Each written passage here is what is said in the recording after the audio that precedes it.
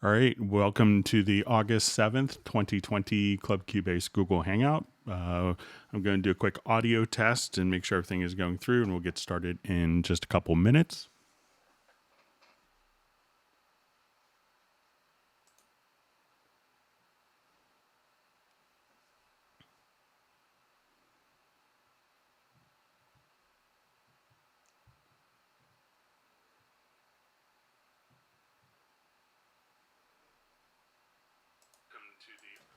All right, so it seems like we have audio. My name is Greg Ondo. I'm the host for the Hangout today. I'm based in the United States, and I work for Yamaha Corporation of America as a product specialist on Steinberg products. I'm presenting from Alexandria, Virginia, just outside of Washington, D.C., and the East Coast of the United States. How the Hangout works, if you haven't attended one before, is you can ask questions in the live chat field, and we'll try to go through them chronologically. We also have had people that have emailed questions to clubcubase@steinberg.de. So we'll be able to kind of go through those questions as well. And you're free to submit questions in advance, especially if they're a little more involved. And we will, but for people that are watching the Hangout live, you can introduce yourself, tell us who you are, where you're from. And if you have questions, enter them in the live chat field. If you're watching a replay of this, you can skip ahead probably 8 to 10 minutes. We should have an index of all the topics that were covered today, done either later tonight or early tomorrow morning. So you could see each question and jump to a particular timestamp to see that particular discussion. We will try to answer all the questions as succinctly and as completely as possible. If we, while asking your question, sometimes it can be contingent or determined on which version of Cubase. So sometimes if you could ask, I have Cubase AI 10 or I have Cubase Pro 10, is this possible? And at that point, that could help kind of clear out a lot of confusion. Also, if you have a question, as the Hangout goes on, I will inevitably have the chat field kind of run out of time, and it'll reset. So I may lose some questions in the middle. But if you have a question, it won't help your question getting answered by asking it repeatedly over and over. So just ask it once, and we'll try to go through chronologically. We'll try to go for about 4 hours today. So let's go ahead and see who is on the Hangout. One other thing before we get started is I have my family at home, so there may be interruptions where I may have to get a movie going for my son, and you may hear my wife on a conference call or walking directly above me, so I'll apologize in advance for any interruptions. I realize that probably a lot of people are having the same, work from home experiences. So I apologize in advance for that. But if you could bear with me, we'll try to get back as soon as possible. But let's see who is on the Hangout, and we'll get started in a few minutes. All right, so we see Ace Amadeus. All right.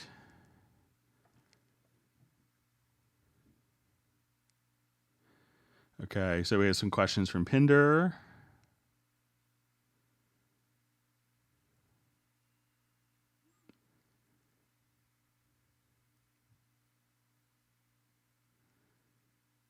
Okay, so we see Vinny Sabatino from Orlando. Good to see you on a Hangout. All right, so questions on pre and post faders.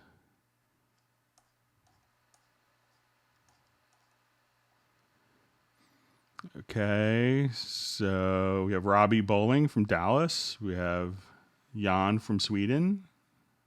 Loyal attendee, we have Sir Robert from Atlanta. All right, so we have Glenn from Suffolk, Virginia, fellow Virginian.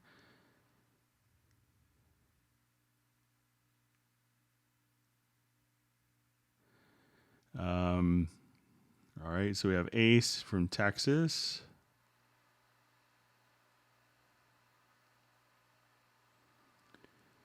All right, so we have Columbia, South America. So we have Matt from Fort Wayne. All right, we have California. We have Agent K. We have Millard Brown from Pennsylvania. Pablo from Spain. John Costigan again. We have Reston, Virginia, not far from me. Good to see a fellow Northern Virginian. All right. We have Iran, Kansas City, Sweden. Okay.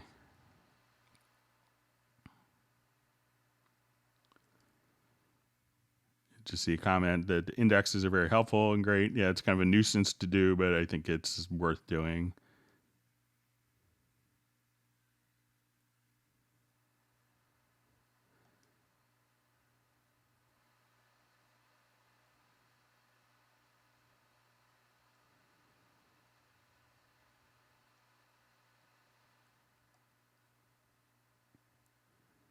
Okay, so we have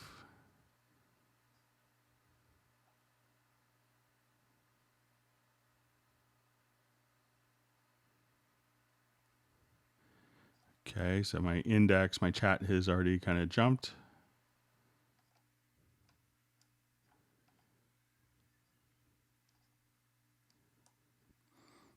Okay, so more people from Sweden, Kansas City.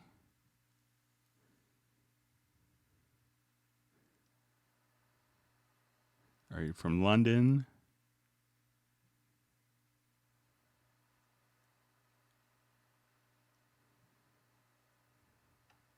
Turkey. All right.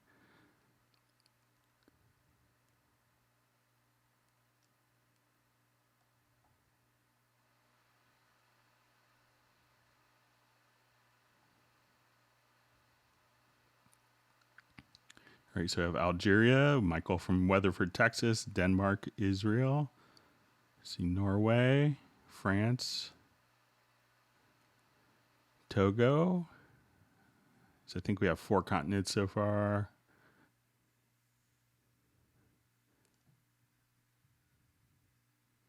Usually we have some people working the night shift in Australia joining us during the week, but it's probably their Saturday. All right, let's check the time. I'm just going to lock my door real quick.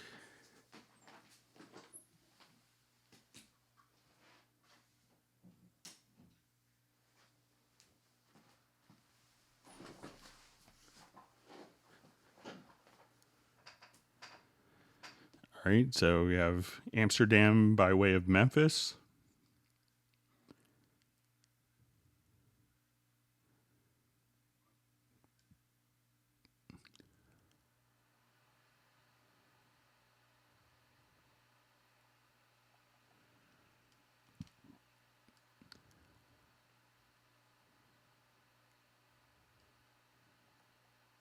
All right, so Greencastle, Pennsylvania, Utah. All right, so I see a question. What are we talking about tonight? So generally, we don't have a set topic for the Hangouts. We just answer whatever questions you have.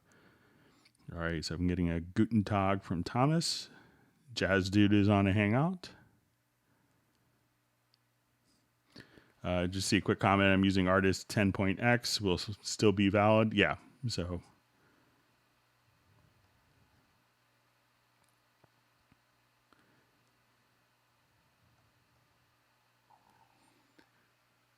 Okay, we'll get started in about another minute, letting people get logged in.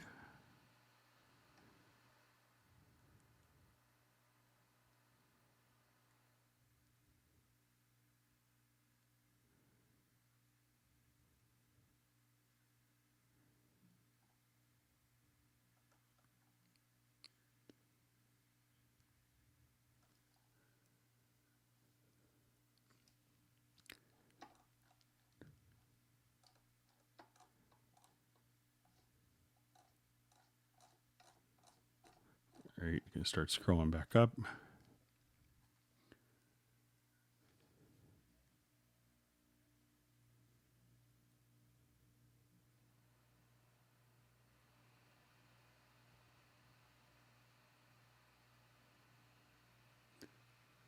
Okay, so let's go ahead and get started.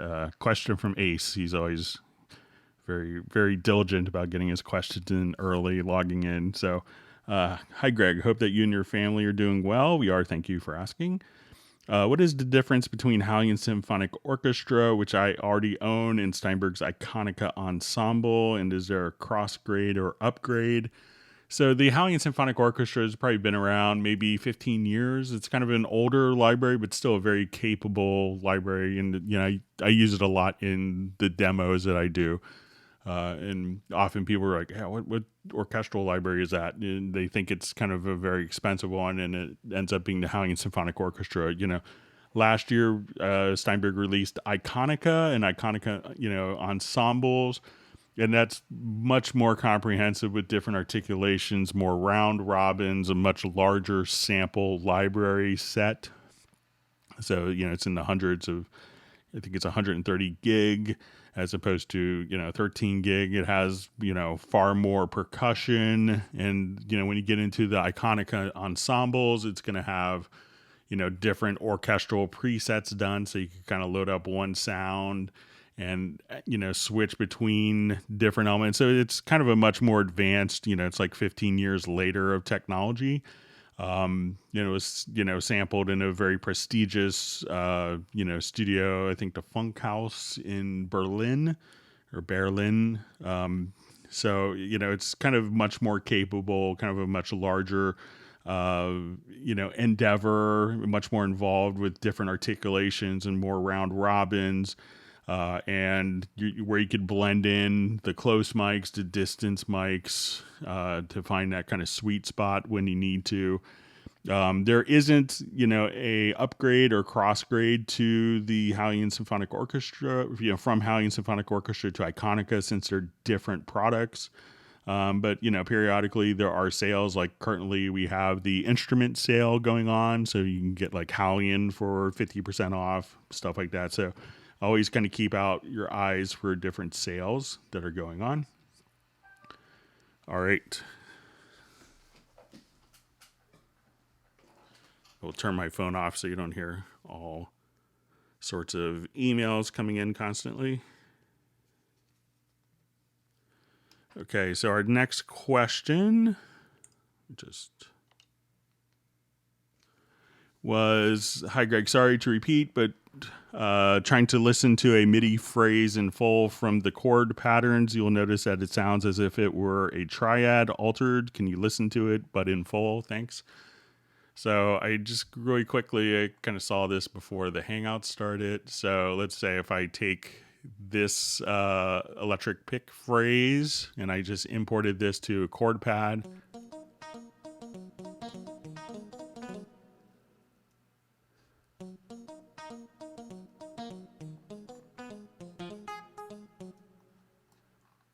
All right, so now when we just kind of play, let me just see if this is going to play back just the whole phrase.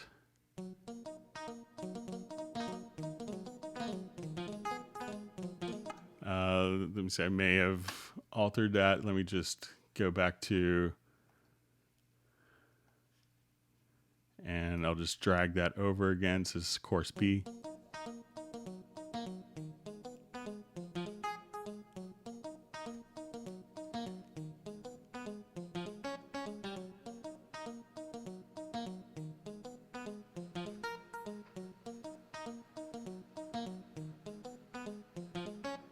So I went to the chord pads and I just went to pattern and I just imported a MIDI loop just by clicking here. And let's put that onto just my chord pad. So now when I trigger,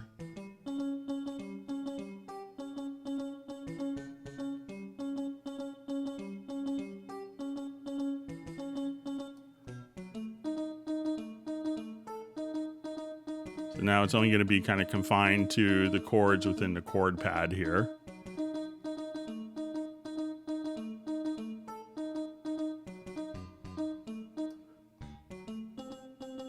So it's going to take that same musical pattern that was there and just confine it to the scale, to the notes within the chord that's being defined by the chord pattern itself.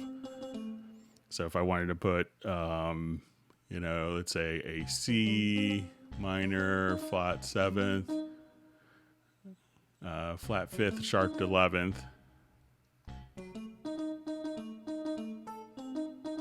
So as you have more complex chord voicings, you can come, over here and be able to just,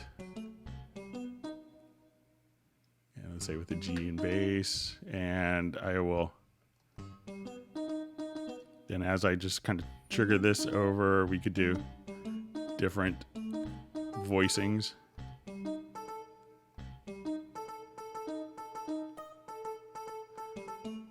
So it's not going to play back the same exact phrase, but what it's going to do is it's going to morph that phrase directly, to the chords that you're triggering from the chord pad. Okay, so a question from Pinder. Mixing and mastering is a puzzle. Would sitting through a pro producer 3 hours a week help me be able to eradicate schoolboy EQ errors in my mixes? I am forever doomed to keep producing rubbish. It looks like maybe there's, it says 1 of 3, but maybe I don't see a 2 of 3, but I'll just kind of, so it says in your time producing, when you could be composing and throwing stuff out there for work and opportunities, any thoughts, so sometimes, always watching people work, and it's kind of like I came up kind of in the studio apprenticeship, where I worked free at a studio in New York, and you just, you sit there and you shut up and you watch and see how people work and how they solve problems, and there's a lot of great opportunities for that, but, especially now you could watch a lot of stuff that's being done on YouTube. If you find that you're making schoolboy EQ errors in the mixes, something that you could try is, instead of adding EQ, think to always take away EQ. A lot of people I know, who get the best results, they seem to do so much with so little. So I think there's a tendency with the availability and accessibility of so many tools to always use those tools. And I think it kind of sometimes a lot of projects can lose their vibe and essence with it. So I may have missed some of the question a bit, because it looks like there's a 1 of 3 and 3 of 3, but not a 2 of 3. But with that, watch people, just listen and try to, before you apply processing, before you apply an EQ, before you add an effect, don't do it out of habit, but do it for the song and do it intentionally, not just because, you've always done it that way. So it's sometimes like when I was working in studios in New York, I remember one engineer is very specific. He had to have this one particular Neumann mic with a particular serial number, and it had to be upside down, and it had to be through, this actual channel, going into the patch bay, because he had a hit record once with that. And he was kind of incredibly paranoid and thought that was the reason that it was a hit record and not because it had a really clever, cute music video and the song was marketed well. So, but to that engineer, he thought it was the microphone being upside down, that particular mic, and he'll go and think that that's the reason for the success of the record. So try not to get to that point.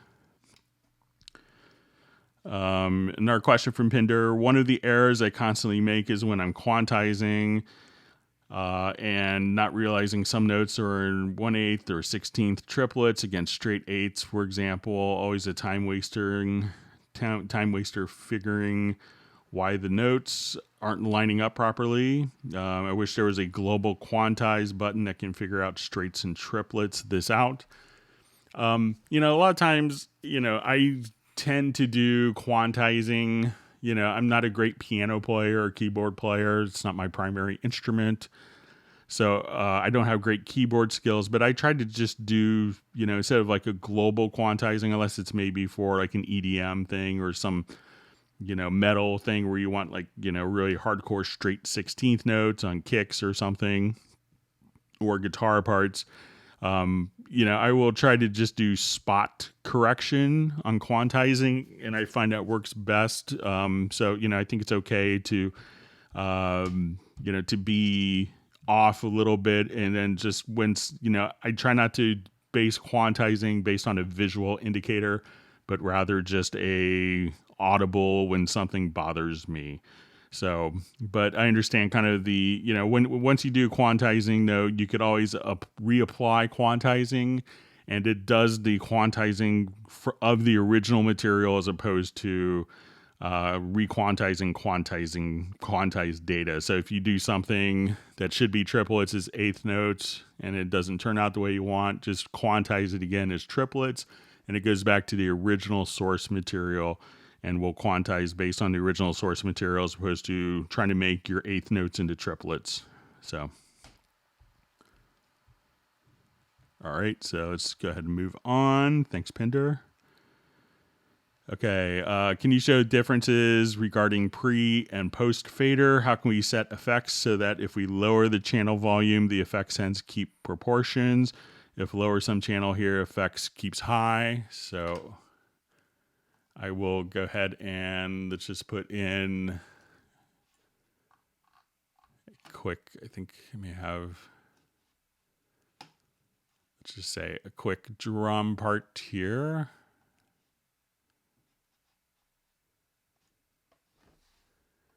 And I will just save this project here really quick so we can jump back to it.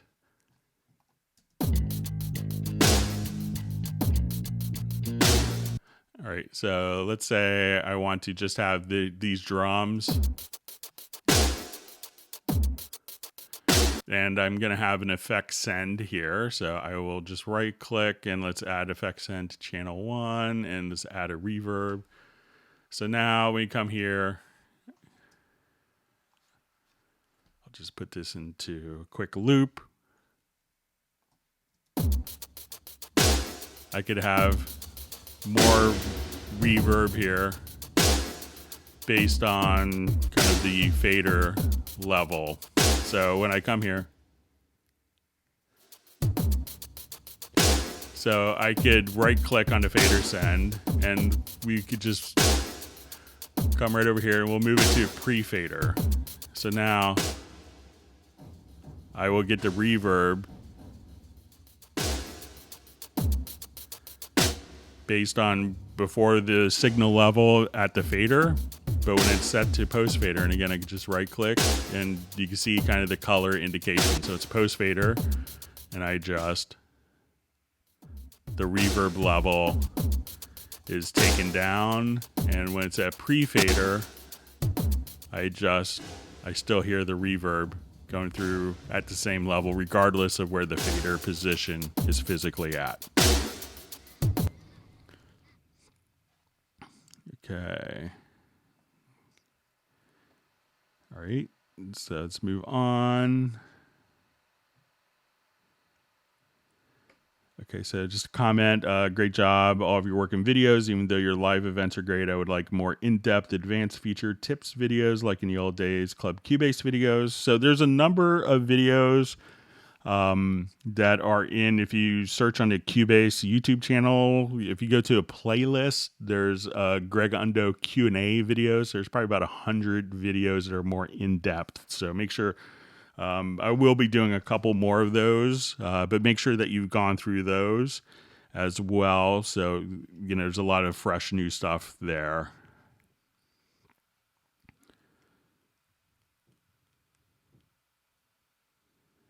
Okay, Ace also thanking me for doing the Hangouts. You're welcome. I'm glad that a lot of people are finding them helpful. All right.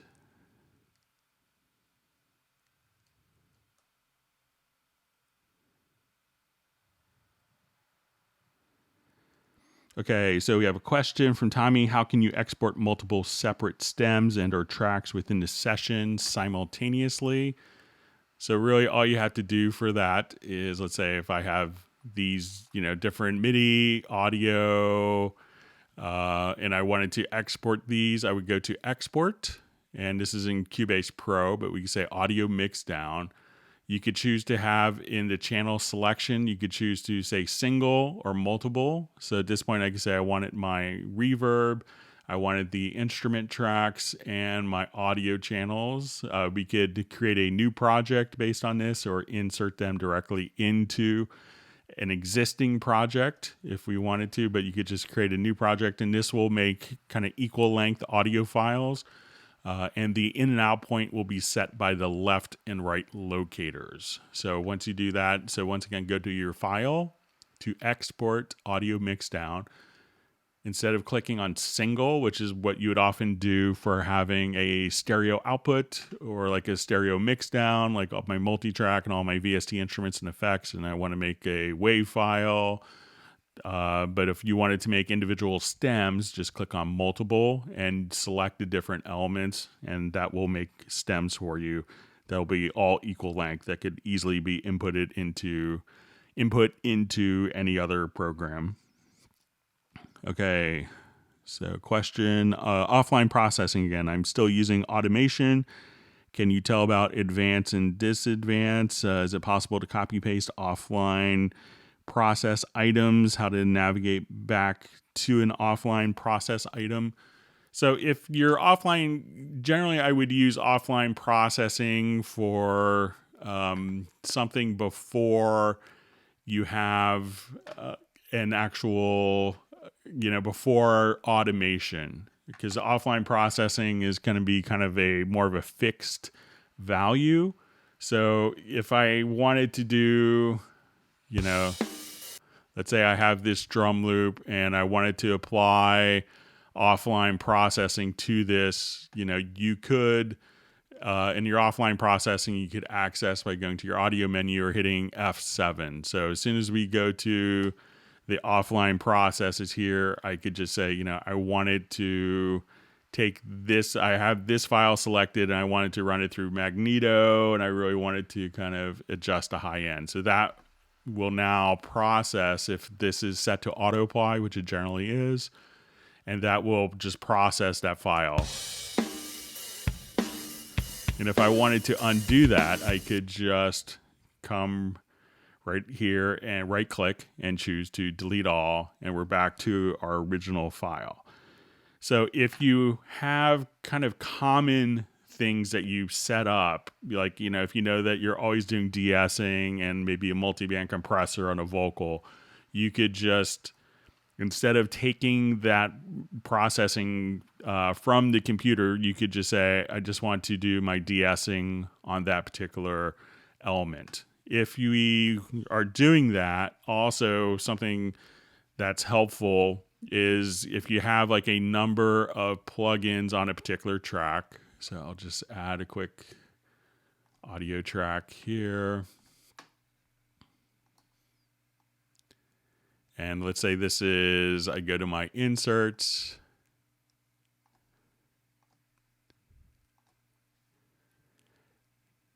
And let's say I just wanted it a compressor and I wanted to have, a filter and let's say an EQ.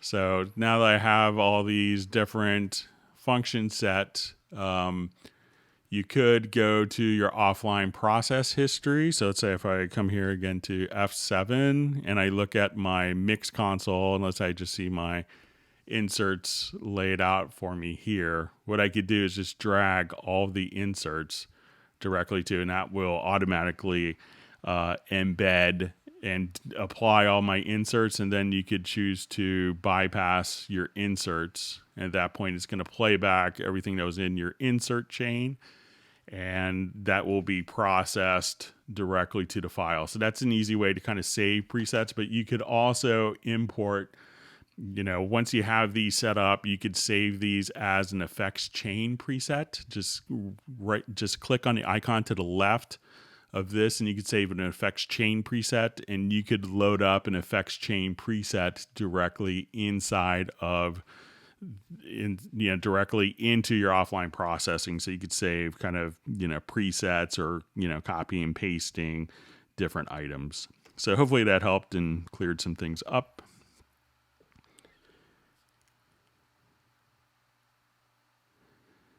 Okay. So let's say, okay, so a question from Nick. Hi, Greg. A command when you select multiple tracks to automatically have the track colors select retrograded. So I'm not sure if you wanted to go back to the previous colors, but we'll show you a couple things that might help. So let's say if I wanted to select these tracks here and I wanted to color these all one color, I would just go to the color tool and then I could just, select the different tracks for coloring. Or if I wanted to select, multiple events, I could also just come here and go to the color tool and select a color, if to colorize multiple tracks simultaneously. So let's say I want the tracks to be a different color than the events. You could do stuff like that as well. So if you have just the tracks selected, we can now colorize tracks separately than that. So depending on what you have selected, you may want to, just see, whatever you have selected, you can just color. But I'm not sure, Nick, maybe if you could specify what you'd want when you say retrograded. If that was kind of going back to different colors, I don't think that's in the offline. Yeah, so you can do just an edit. So that will show up in the edit history of just changing colors here. So you could colorize events and be able to scroll through your edit history. All right. But if I'm misunderstanding, Nick, just let me know. Okay, question. Groove Agent question. How do we get Groove Agent's amp envelope brushes to behave like a normal sample? It sustains as long as you hold the note and stops when you release. So let me I think I have Simon Phillips Jazz, which has some brushes in it. But let me just...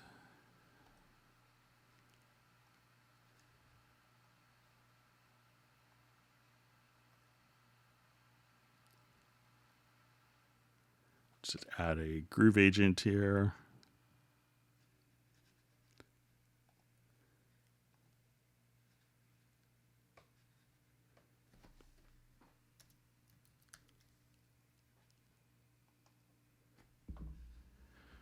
Okay, so I have just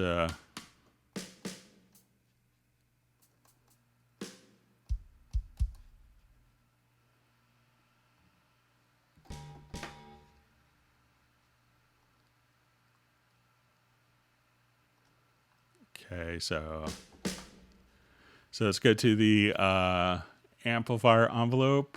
So we'll come here.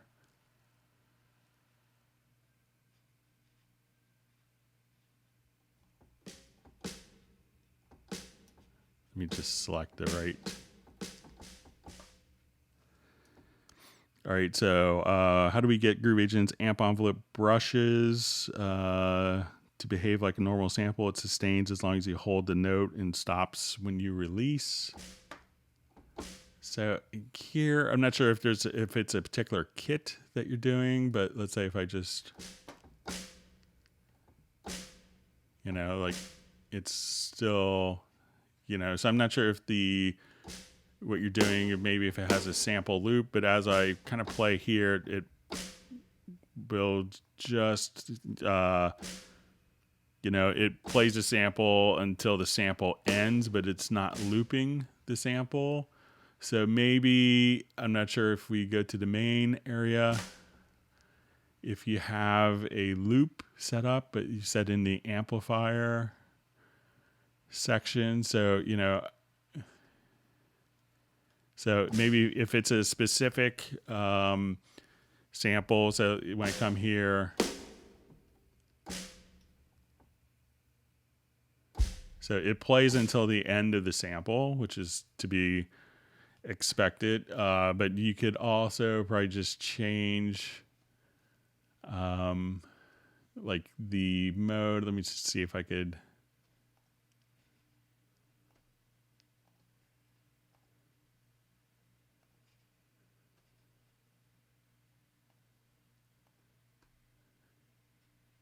So maybe if you just have this set to one shot,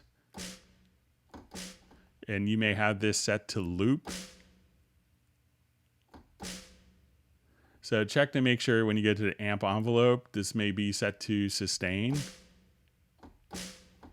And set that to, if you have it set to loop, maybe just set it to one shot or sample loop.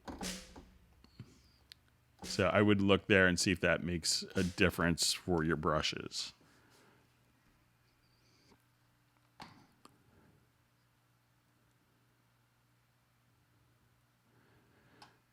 So question, is it possible to do a horizontal scroll in the mix console? So let me just add a bunch of tracks.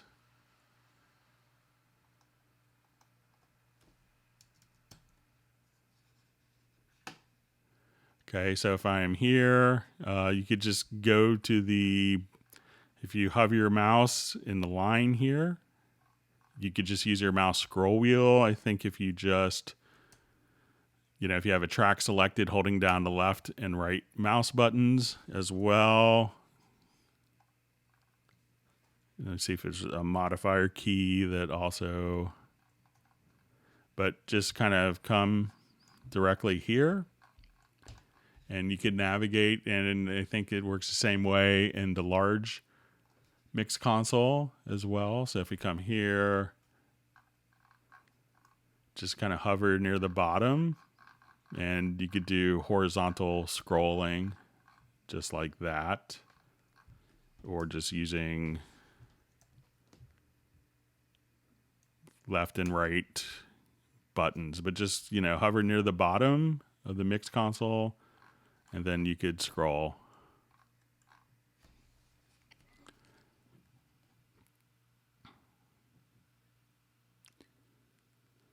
Okay, so I just see a comment from Mr. Rick Panic, exporting stems locked. So I'm not sure if that's maybe a comment from one of the earlier questions, but if not, just let me know. All right, so I have Mike checking in from Houston, Texas. All right, question from Ted. Does Steinberg have a batch processing product that would search thousands of high-resolution audio files and identify any without data above a given frequency?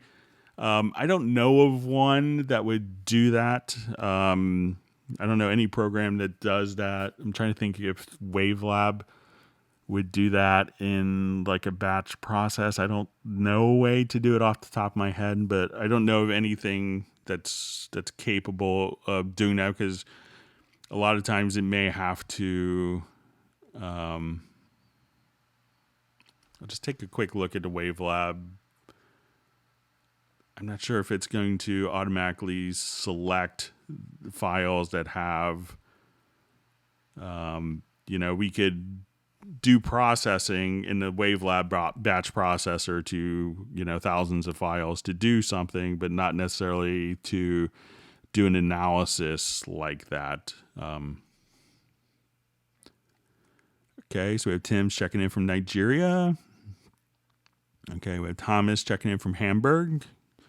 Hi, Greg, from Hamburg, Germany. How do I find individual plugins in a project that take most of the CPU power in Cubase 10.5? There isn't a way to identify which plugins are taking power. I've kind of asked for something similar to that, like when we go into, let's say, the batch, like when we see the latency monitoring. But some plugins can, it's not necessarily a fixed value, because a VST3 plugin can be set where it's automatically only processing, it's only taking processing power when it's actually processing audio. So if there's no audio that's being processed at that particular moment in time, like a VST instrument, that it will not be taking CPU power, so it'll be dynamic. But kind of a lot of people will keep their CPU window open and just kind of get a sense as they add plugins which ones will be taking kind of more CPU, and then being able to bypass and look at your CPU usage. But because of the dynamic nature of plugins, it could be hard to show which one is taking CPU power because it may do it in a chorus but not the verse. So okay, so we have Netherlands, Algeria, Weatherford, Texas, Denmark, all right, Israel, France. Okay. All right, I think my son is knocking. Hold on just 1 second.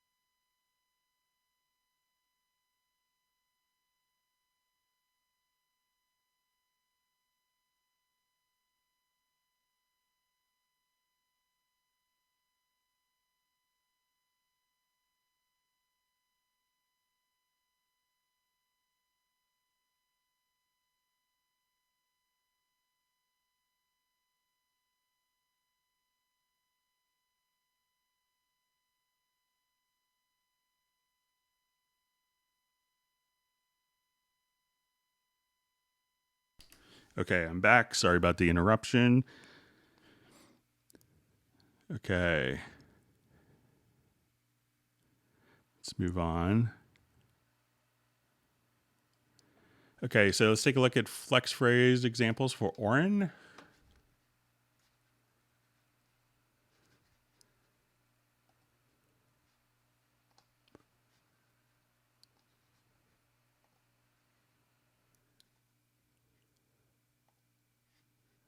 So you could do this in like Hallie and Sonic or Hallian. Just go ahead and add Hallie and Sonic here.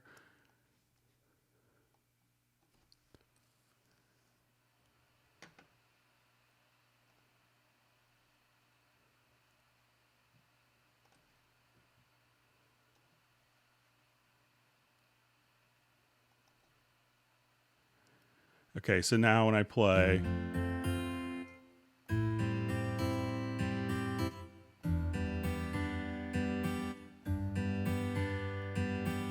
all right, now let's see if we can find them here in the Hallie and Sonic. So I think,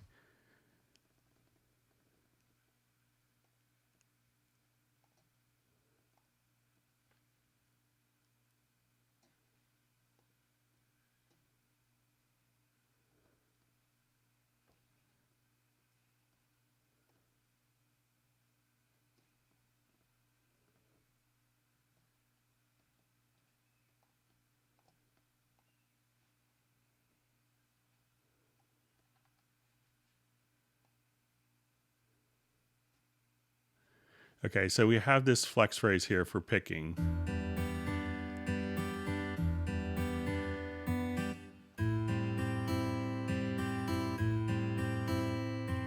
So I'm just going to go to layer 1 that we have here.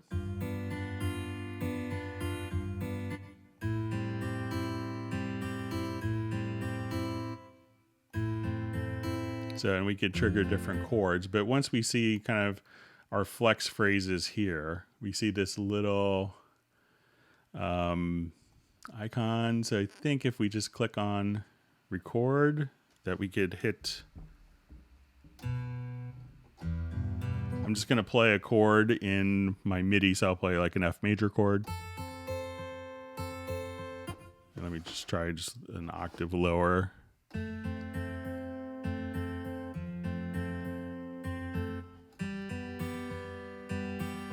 So we click on the record, and then we could just turn that off. And I think we could just now drag that phrase that we triggered. So once we come over here and we play a chord, let me just move my tablet over a little bit.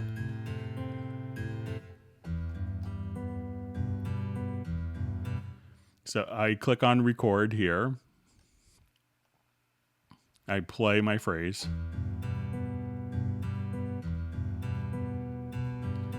Take record off. You see this little, it looks like a little MIDI icon. Now drag that directly into your project. And as we play,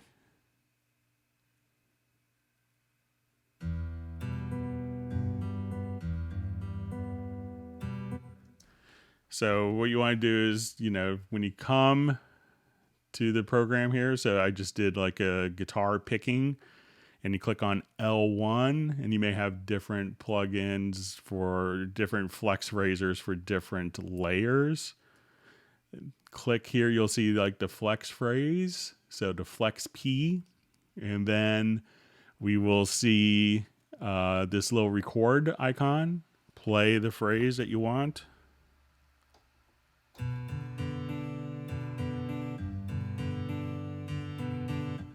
And then hit the record button again and just drag that right into your project. So hopefully that helps, Oren. So it's good talking to you early in the week. I'm glad you found the Hangouts helpful. All right, so we have Turkey checking in. Jazz dude from Germany. All right, Suffolk, England. I see Michael Team says, if you're new to the Hangout, whack the like button. So I won't disagree. And if you haven't subscribed to the channel, make sure you do that.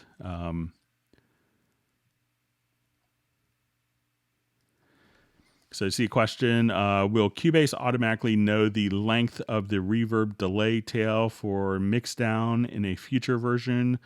Would be very helpful. It could really matter dependent on, we know what the delay time is of the reverb itself. But let's say if you have a snare drum and you hit it really hard, that reverb, a long reverb may last longer dependent on the source material. So if you hit a snare really hard with a big reverb, that reverb will last longer than a snare hit very softly with the same reverb, because of how it kind of excites the actual plugin, what it's doing in the plugin to make that sound. So it's not so easy in every case just to know the length of reverb based on dynamics of the particular source material as well. Okay, so question, I'm using Artist 10.x will still be valid. So, most of the stuff everything I'm doing in a Hangout is in 10.5 Pro, but there's a lot of stuff that's going to be applicable to Cubase Artist 10 as well.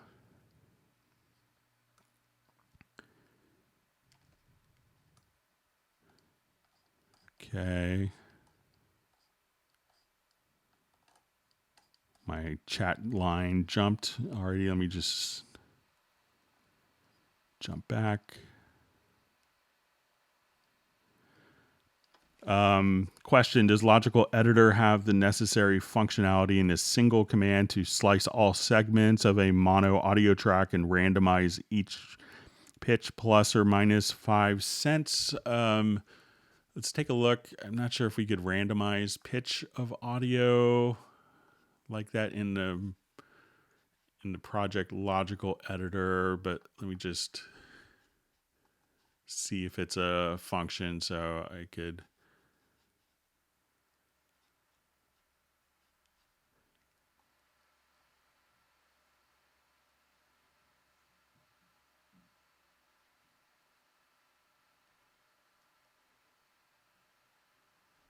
Yeah, so I don't know a way to kind of have the project logical editor doesn't.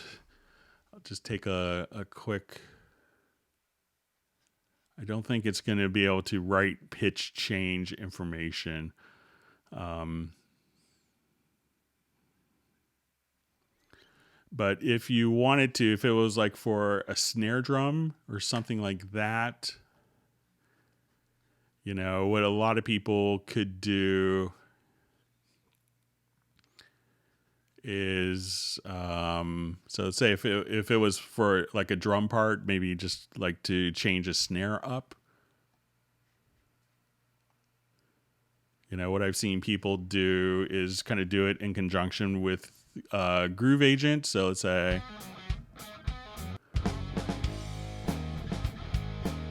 if I want to drag a snare sound, let's say I have a Groove Agent kit here, and I will just cut the current kit.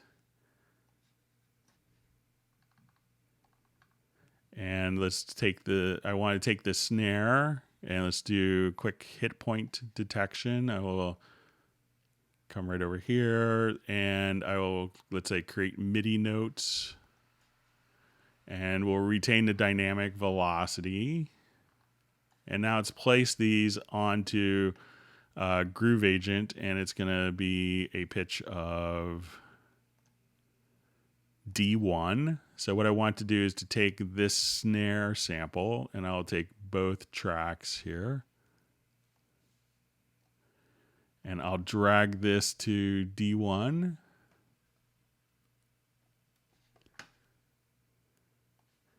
So as we're kind of playing along now, I'm going to mute the original kicks here.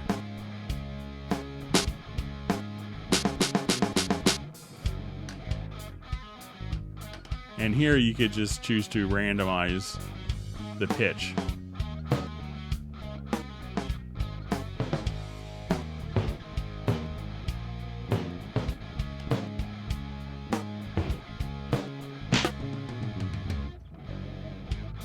So while you can't necessarily do it in the, taking it, you could drop a sample for drums and just in Groove Agent, randomize the pitch here. So that could be kind of an interesting thing to do as well. So you could set your key change. So, but I don't know a way in a project logical editor because it doesn't actually, it's, do a process to randomize stuff.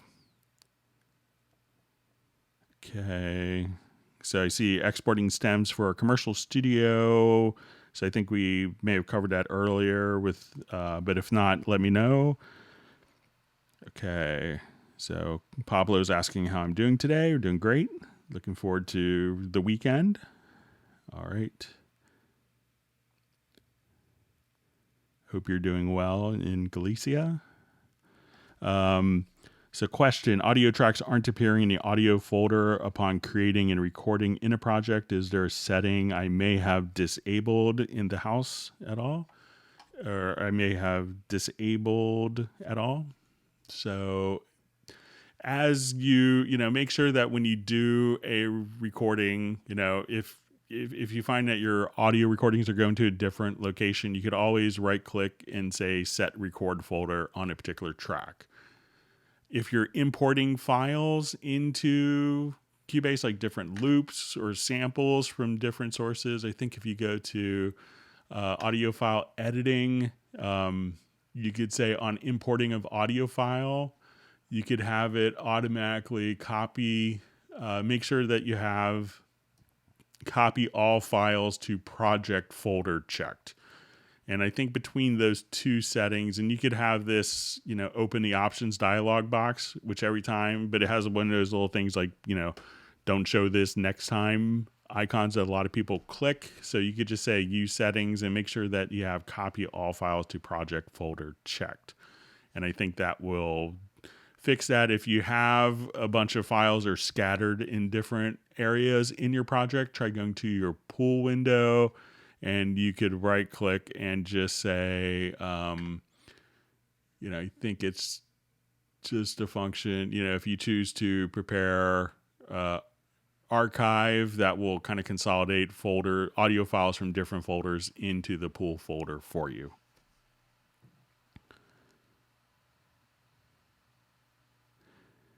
Okay. All right. So we have John checking in. John here from Los Angeles. I just upgraded to 10.5.2 Pro. When I try to audition loops in the media window, they play, but there's no sound. Can't figure it out. A lot of times when we audition loops in the media bay, it gets routed through the control room. So if you have your audio routing set up just in the outputs, but not in a control room, so it looks like this. When we go to audition different sounds, it's not being auditioned anywhere. So make sure that we come over here, go to your audio connections, and it seems counterintuitive at first, but set this to not connected, but have a audio connection defined. Go to the control room, and then you want to add a monitor. And once we do this, all the files in the media bay, in the big media bay or the lower zone,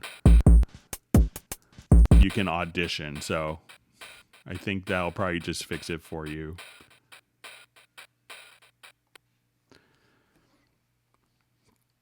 Okay, so we have Derek checking in from Scotland. So question is the direct always on Friday? So we've been doing the Hangouts at 1 p.m. Eastern, U.S. Eastern time on Tuesdays and Fridays since middle of March. So, I think we moved one or two because of holidays. So, but that's the schedule we're trying to stick to. So you see a comment from Millard Brown. So sad that pan drum is not part of the instrument sale. So, yeah. So, I'm not sure, a lot of those are done by third-party developers. So, if they want it, so it could be their choice to participate in it. So sorry that one didn't make it. I know you're looking forward to that, but there's a lot of other great libraries to check out. So question from Ted. Hi, Greg. I have UAD Apollos, and they have a console GUI for low latency input inserts, but did not understand you to say there's a way to set up input inserts within Cubase. So maybe I don't use the the UAD console. So if you wanted to do it on inputs, really all you have to do is, you'll have input channels in Cubase. So I will come over here. I probably have them filtered out here. So based on your audio connections, when you go to the inputs tab, you'll see all of your inputs for your audio interface. And if you wanted to apply different effects and have those effects printed or embedded or burned into the file, such as a compressor or a guitar amp or something like that, you could come and load up an insert effect. And as the insert effect is if it's placed on the input channels, that will automatically write that effect into the file itself.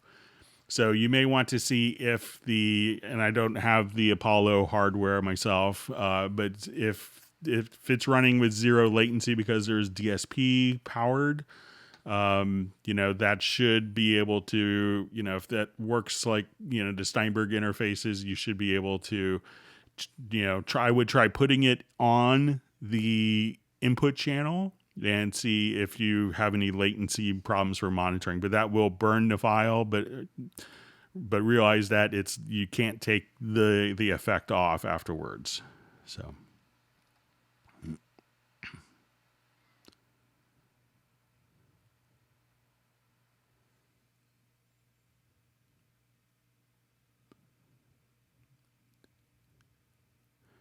Okay, just reading through. All right, so we see Terry Dean on Hangout. Good to see you.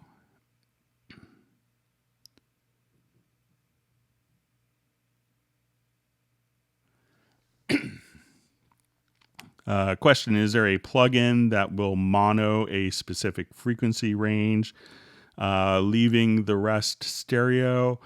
a lot of plugins kind of do that, by themselves. But currently, there's one in Wavelab, and hopefully we'll see this come to Cubase, but there's a kind of a multi-band, kind of a stereo spread plugin that comes in Wavelab. So the technology is kind of there, but currently there isn't a frequency specific. A lot of people will just take, different frequencies, like, let's say you want the kick and go to under spatial and panner, you could have the stereo enhancer. And while this can spread stuff, you could also just, make it very narrow. And what a lot of people do is put this after an EQ. So they may just, have an effects end or just on a channel itself, and you wanted to just kind of boost, only particular EQ frequencies. So you can say, I just wanted to boost my low end and take the low end signal and be able, or even just take a multi-band. So say if I go to like a multi-band compressor at this point, I could bypass different frequency ranges. So say I just solo, just one particular frequency range.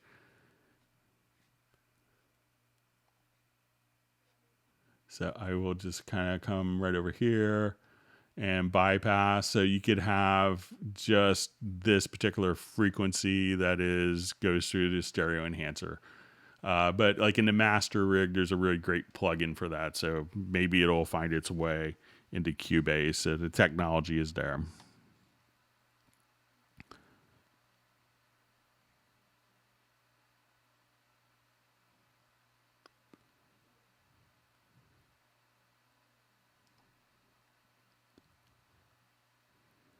Okay.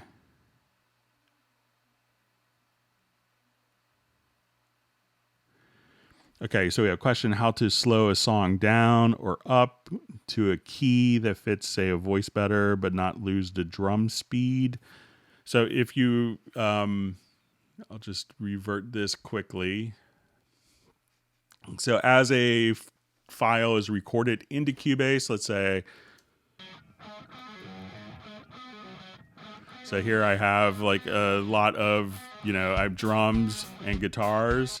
In my pool window, I could, select, or on my project window, if we could place all these into musical mode. And we want to make sure that in the pool window that there's a tempo stamp that's kind of relevant and correct.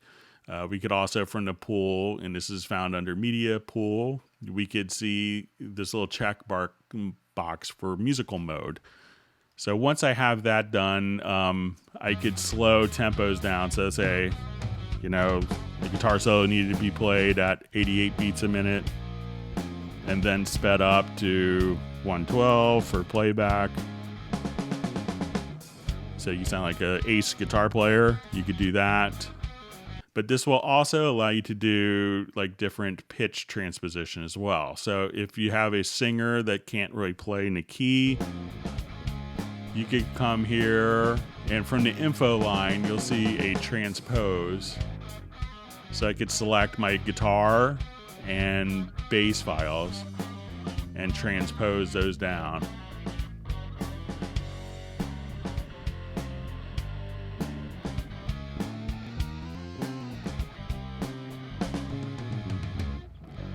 So those are things that you could do to just change either the tempo without changing the pitch, or change the pitch without changing the tempo to accommodate other musicians.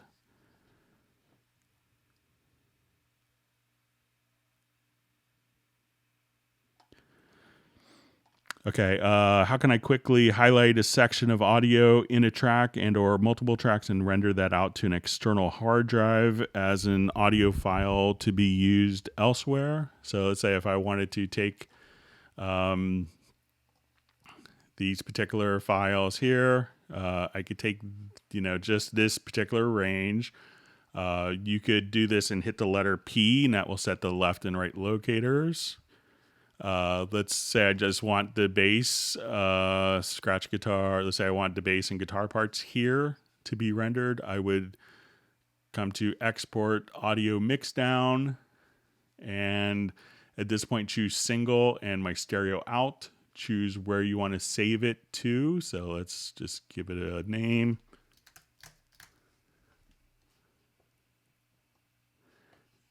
So, and at this point, I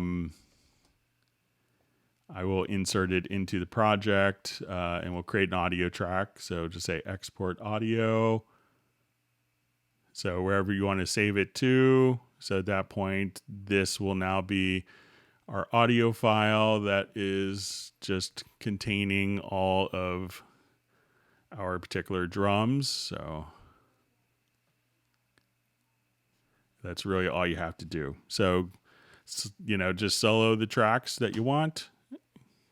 And at that point, you could just render the particular file and choose where you want it to be saved to, just in the audio mixdown window in the file, give it a name and tell it the path.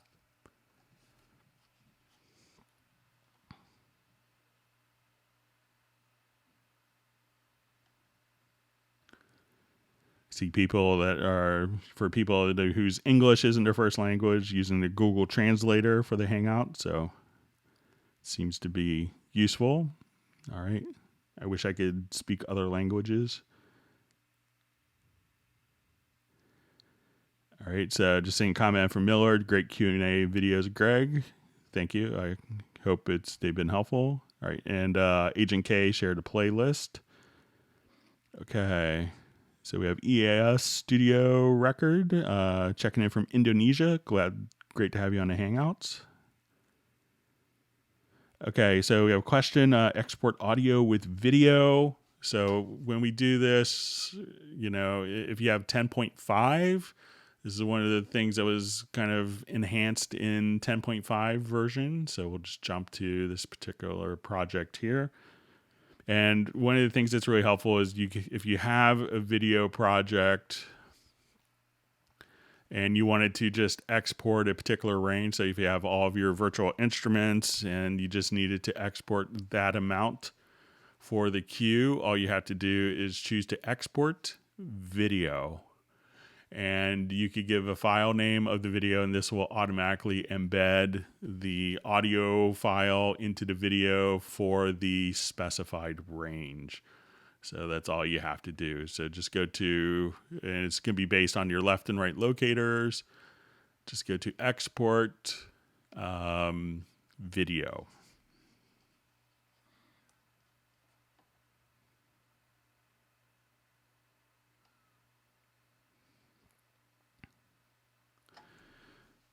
All right.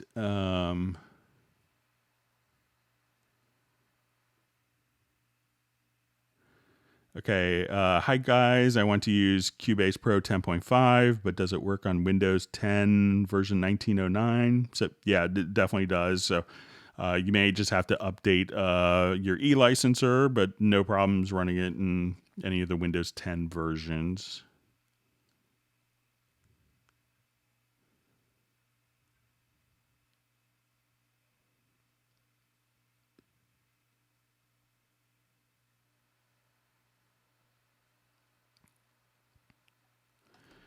Okay, so Luke Johnson asks, when using the transpose track with the arranger track, will flattening the arranger track data be transposed or remain how it was before and still need a transpose track to transpose the data? So let's give it a shot. I haven't never tried this, so we'll find out together.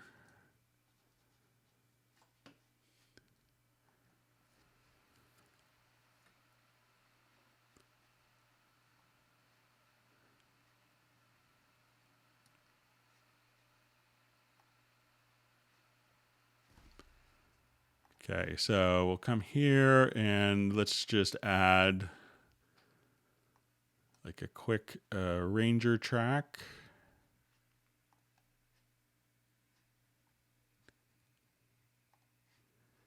And let's do a transpose track.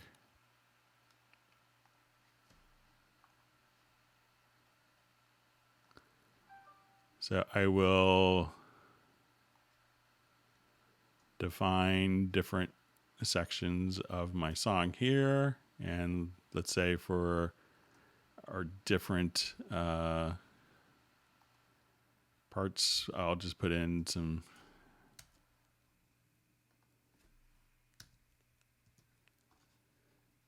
and I'll tell the drums, and if you have the transpose track, and one of the things, if you don't want the drums to follow the transpose, we could set this to on the info line where you see global transpose, we could have those be independent. So as we play, we'll be kind of in our home key,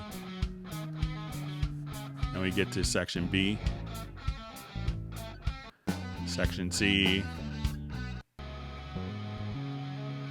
say back to our home key. So let me just come to my transpose track. Let's say I'll start with A, C, B, D. Okay. And now what I'm going to do is we just want to flatten the chain.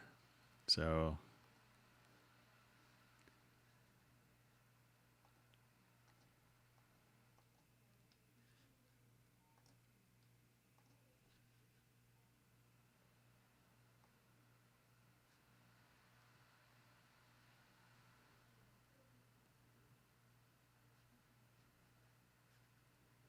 okay, so I'll just say current project will flatten. Okay.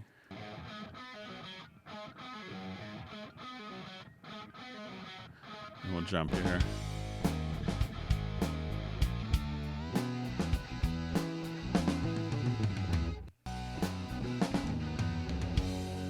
So it looks like the transpose track automatically followed the transpose.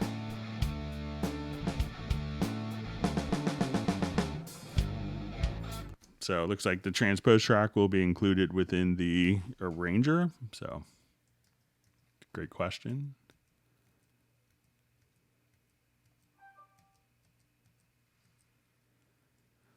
Okay, let's move on. Thanks for all the great questions.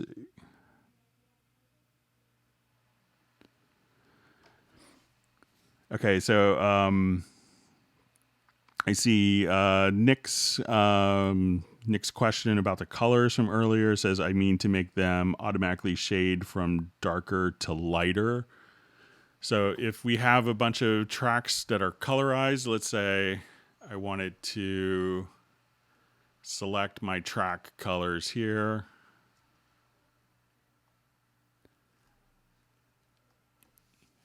And let's see, we might be able to do this in a Project Logical Editor preset. So let me just see if we could.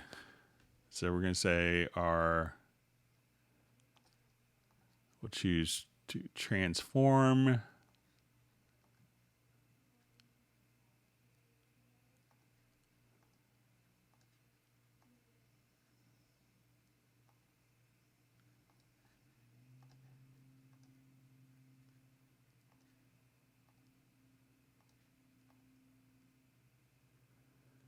So I don't think that we could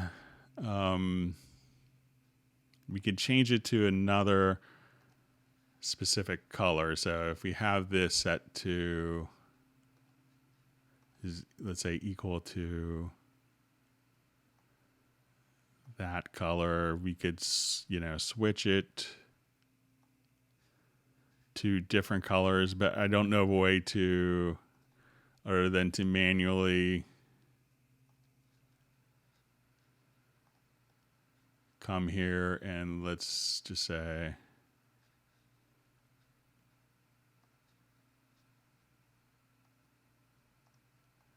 once I have the color tool, just to be able to kind of navigate and click on the colors like so. So sorry about that. All right.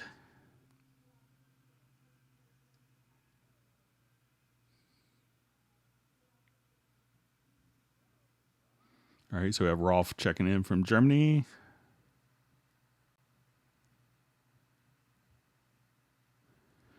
Okay, I think this may be from our earlier groove agent question. No loop, just wants samples to sustain when holding note and release when note off. So let's take a look at,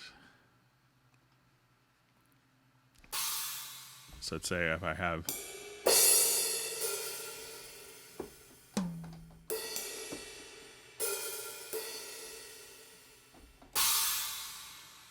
so let's say if I have this, let's go to the amp and let's set a loop.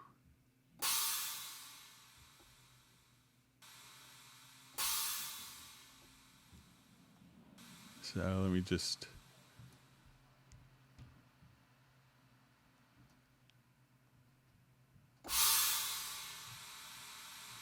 so there, I just have it set to sample loop. I'm holding down a note. Then I release. So try that and see if that works for you. All right. We have Ed Bowler checking in. Says he's saying it's hot in London.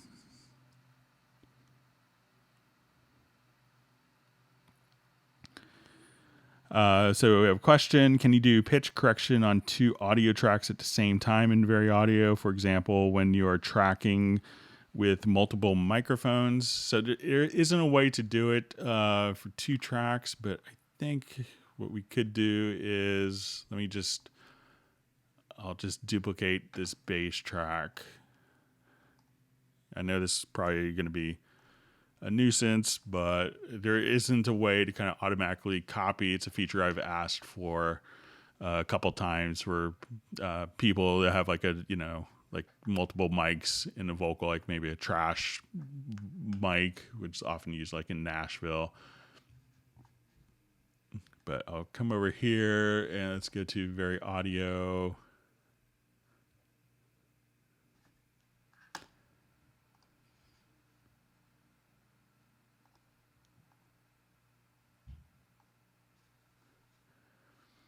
So I think if we,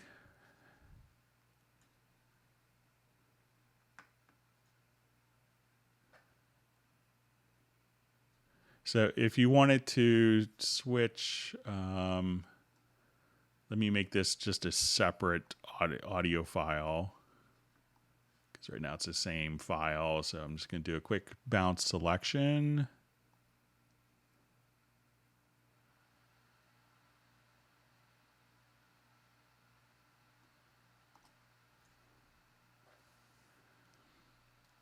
Okay, and I'll just give this one a different name. And hit Control or Command and space that out.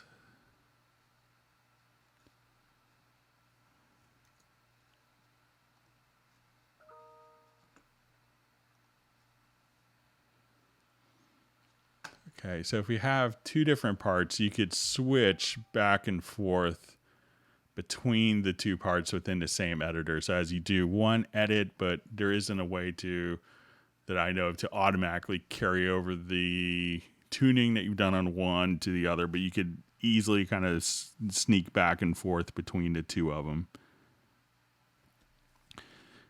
Question, when I start a project, can I select the folder the audio goes in? So when you do this, we could go over here to your file, and let's say we do new project. By default, it goes into use default location. Just click here in the center right above the open other and prompt for project location. Now when you go to create a project, it'll ask where you want to save the files to. And then that's how you choose the files that the audio will be saved into as you record.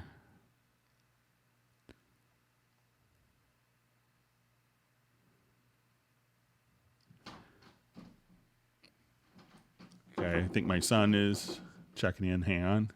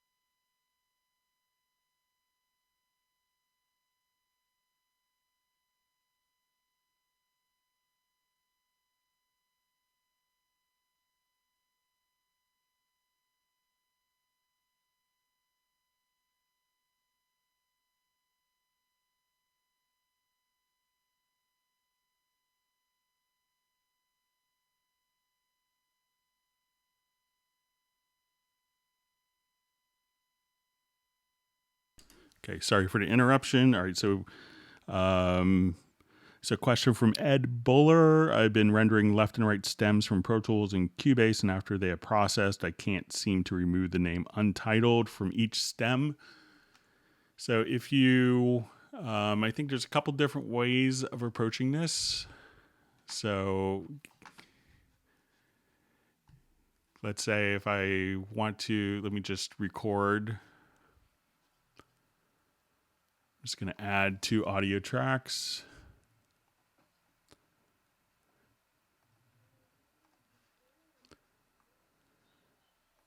So say I'll call this Untitled Left Render.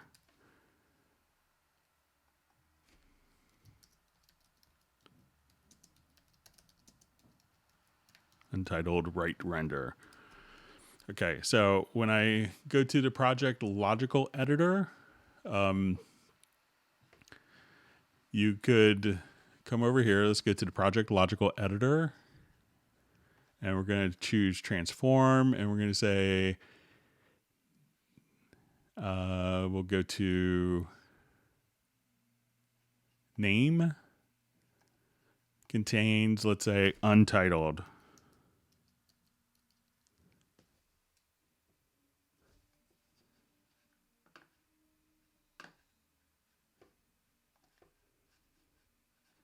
Or let's just say,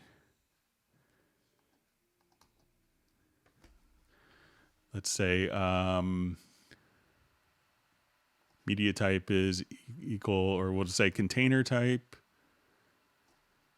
is equal to track. And then we could say name.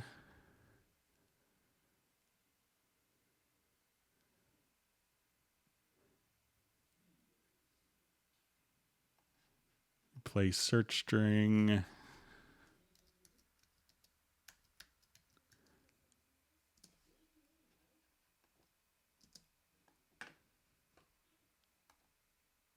So this way, what I've done is take the container type is equal to track, and we said name and contains search string, and I typed in untitled, and then I just came here and typed in just a space. And that way it automatically removed the word untitled from the name. And at that point you could, just come here, and if you hold down control or command, and that will automatically apply the name of that track, the new name to the track, and you could also enter it in the description. So see if that helps. If that doesn't do the trick for you, Ed, let me know. But I think you could do it for, and there's also some other functions, I think, and Ondo has some more like really extensive renaming capabilities. But let me just look in the pool. I think.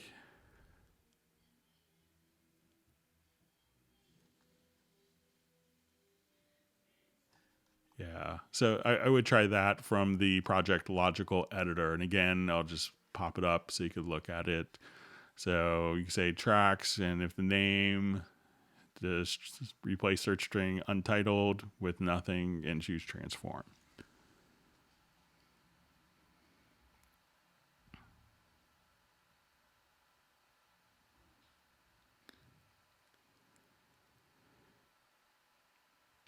Hi, Greg. Is there any way to always have the piano roll opened? If I double click a MIDI clip, it opens, but if I erase that clip to record in again in the track, it closes. So it's going to be based on what is selected. So if I have a MIDI track with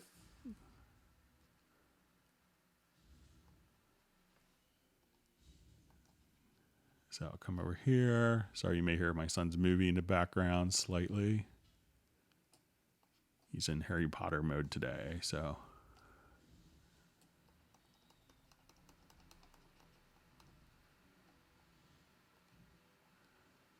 Okay, so let's say if I do this a couple times, I'll make copies.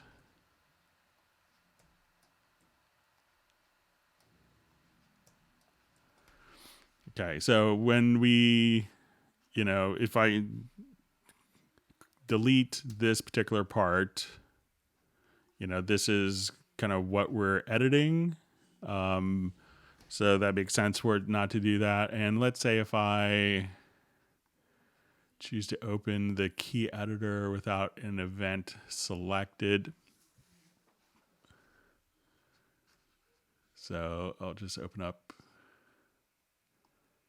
the key editor here. And I think that we'll be able to see all the different parts if you have just the track selected. So, but if you come here and then you double click by going to the part, you could do your editing. But if you select the track as opposed to the individual events and then go to the key editor, you could see all the different events here. And then you could record directly in the editor. So you can say, oh, I didn't like these notes. Let me just re-record. And at this point, you could just say, okay, I'm going to record.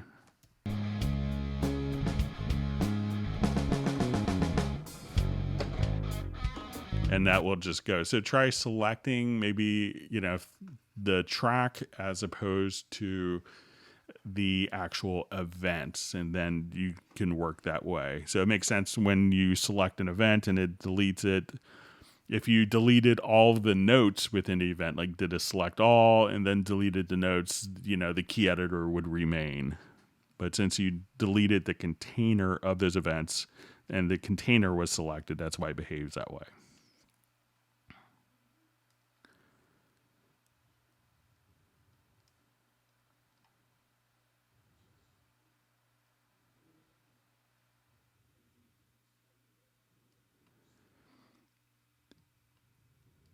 Okay. Can you please show how to rewire Ableton into Cubase? I'm sure you have shown this, and I used to do this fine with my earlier version of Cubase, but can't seem to figure it out with Cubase 10.5. I don't have a license of Ableton, and I don't really know it, but I think you would just choose to go to Rewire and go to your Rewire setup, and then you'd be able to see your devices. If you had an earlier version and we're doing it, and you're using a later version of Cubase, you might have to update your Rewire driver. I think there's a 32-bit and 64-bit. So check to make sure that you have the 64-bit version of Rewire driver for it to show up.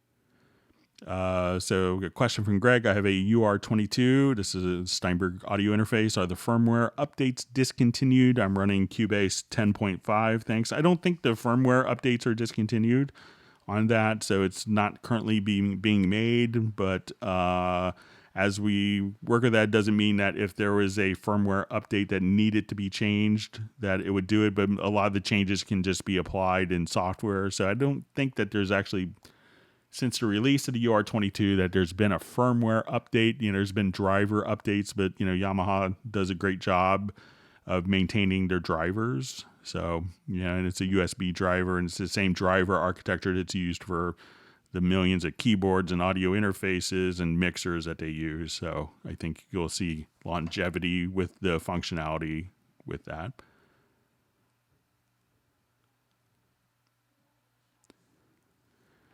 So question, hello Greg, could you do a quick run through of Lute and its layering function, and can these layers have different faders, channels in the mix console? So let me see if I have Lute. I think it's one of the Hallie instruments. I may not have it on, it's kind of a third party.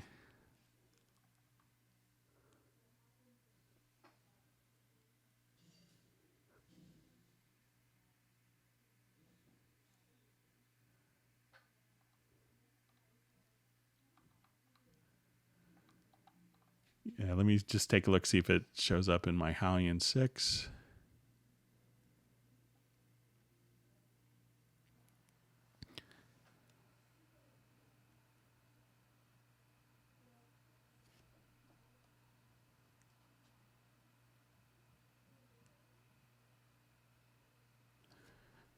So let's see if it shows up here.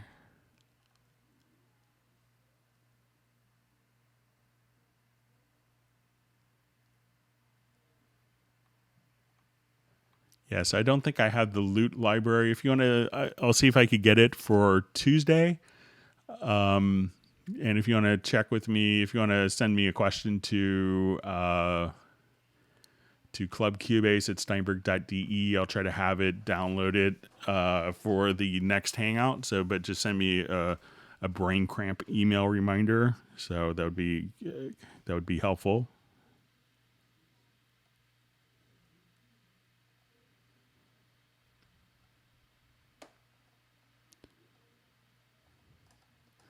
Okay, my timeline is jumped. Let me scroll back on my chat field.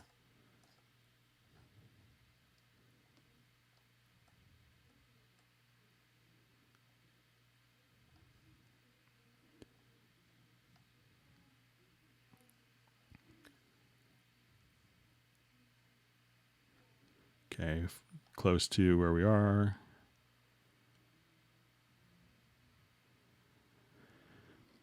Okay, so a question, what exactly am I listening for when adjusting the HF adjust in Magneto 2? So generally that's kind of a high frequency adjustment. So I'll just revert this quickly. And what that's going to allow you to do is sometimes, with tape machines, people would compensate for like as you played more and more with the tape machine, and as you played the tape over and over again, you would kind of lose high end, just wear and tear of oxide on the tape. So we'll come over here to distortion. Let's just open up Magneto. We'll see if it's apparent on this track. If not, we can try another one that might be. So we'll just kind of go to an extreme amount. So we'll turn it on. So now we turn it off.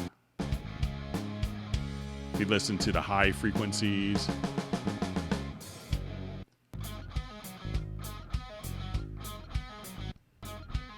Listen to the hi-hat especially.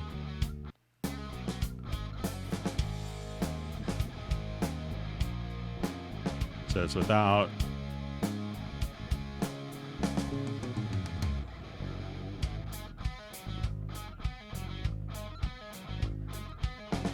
So there we're not boosting the high frequencies. Or you could also use it for, if you want to roll off high end if it's a little harsh. So now we can subtract high frequencies, kind of what happens with tape a lot.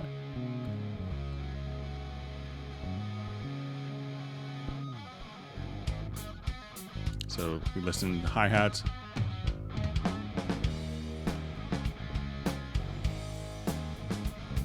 So that's what so you could boost or cut high frequencies within the plugin. That's what the HF adjust does in Magneto.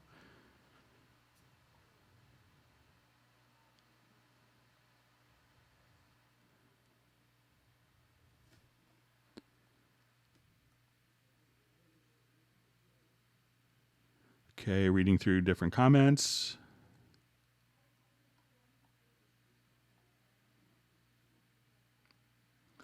Okay, so what means Hallian 6 competitive cross-grade? So if you have a competitive product, maybe like Contact or, Falcon or other software samplers, it means that you could get into the Hallian ecosystem and the Hallian family for a discount. So, but as you do that, we don't want the licenses of your other programs, so it's just a way for you to get into into kind of the Hallian experience for less money. So,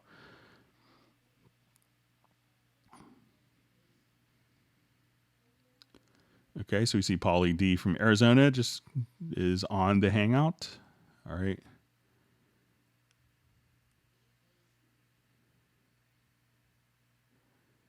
Okay.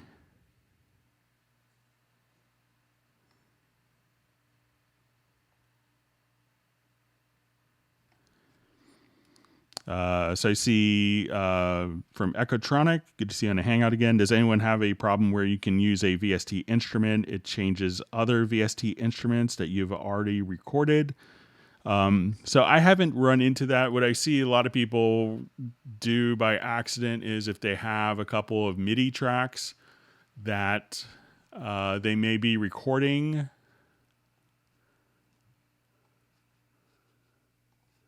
Let's say on one MIDI track,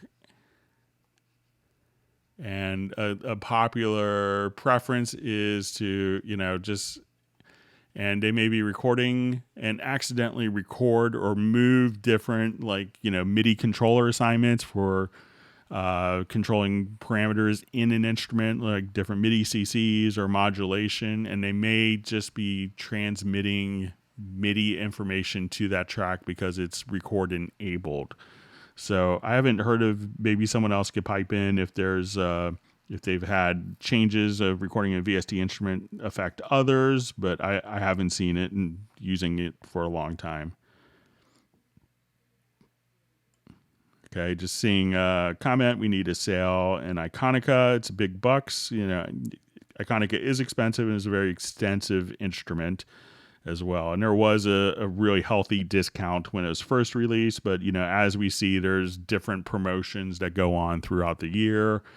So, we're doing the instrument sale promotion. We just got out of, Cubase. Before that, it was Nuendo. So, there's lots of different promotions that are constantly going on from Steinberg to help out customers.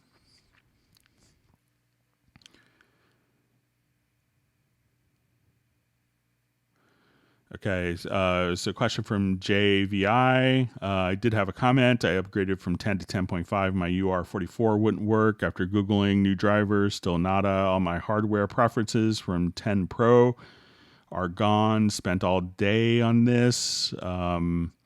Surely this can't be the idea. So I've never had to, I run like 4 or 5 computers for my system. I never had my hardware preferences lost, kind of like you described. So that's generally not the idea and not how it works. So usually the audio interface, everything is kind of preserved for you. But you could, as you do this, come over and, make sure that that is the defined audio interface in your system. And, if you ever have, it's always a good idea to save a profile, at different points in your project in Cubase so that you could always go back and load that profile into any other Cubase version as well. But I'm sorry you ran into that. Okay, so question, how do I import samples? Like, where can I get an overview of my samples? So, if we go to the media bay, we can see our media bay settings here, and we could see a folder tree. If you don't see this on the left-hand side, where you could see all of your different samples. This could also be achieved in the right-hand zone. So if we go to loops and samples, we could see all of our various sample libraries that kind of, are Steinberg, kind of contained, but you could go to your file browser here and look anywhere on your computer for different samples and be able to just drag and drop these in. So you could say, I just wanted to come over here. I have this loop set. I want to go to my audio files. I want to look in this folder and just audition. And this way you could audition and just have your different sounds and just drag and drop them right into your project. So, and you could just go home. You could save different like favorite locations. So if you're here, you say, oh, I love this particular folder, right click, add favorite. And then when you go home, you could say, let's just go to my favorites. And you could just navigate quickly using kind of the media bay in the right-hand zone.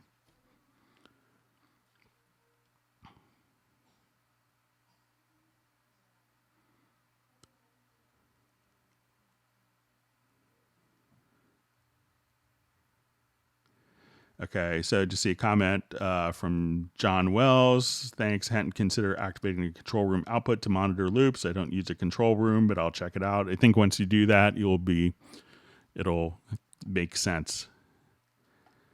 Okay. Question. Hey, Greg, a friend sent a 30-second real flute piece she recorded. I want this in a project to add additional instruments. How do I set up the metronome to recognize her piece and then work for me? So if we have, depending on the material, if it's a melody, but a lot of times what you could do is just to do a tempo detection. So if I have a file here, and let's say it's not really following tempo, I could select the file and under project, go to my tempo detection, do an analysis.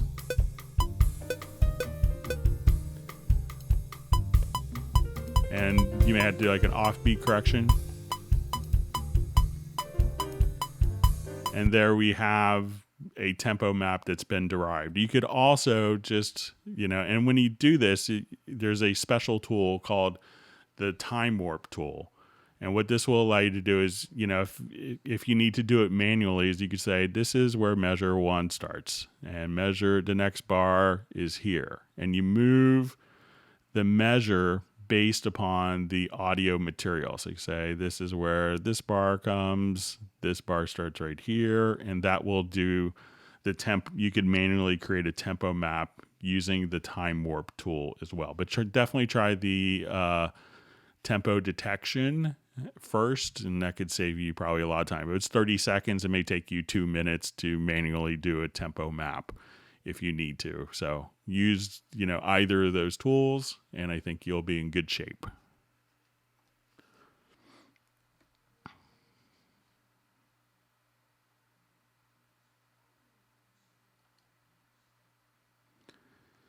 All right, so we have Sammy checking in from Benghazi, Libya. Good to have you on a Hangout. Does the UR44 work on Android tablets? I don't think it's set up to work. I haven't tried it on an Android tablet, but I think that the class compliant drivers don't carry over to Android tablets. But you could give it a try, but I don't think it's the drivers intended for Android tablets.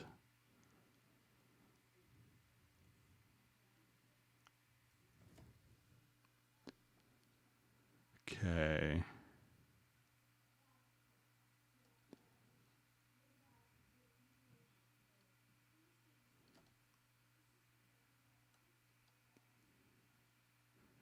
Okay, so question.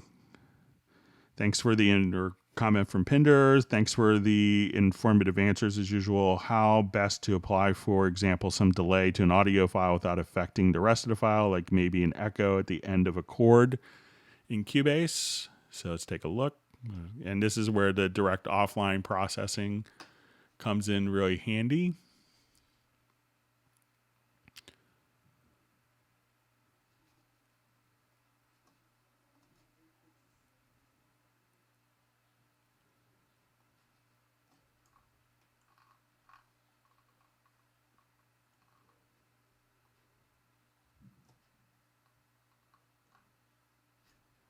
Okay, let me just revert this.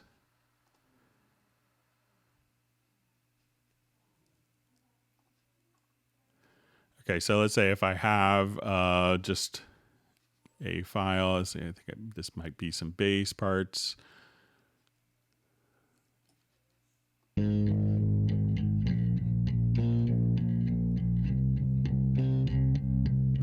All right, so let's say I'll just find a quick guitar sample.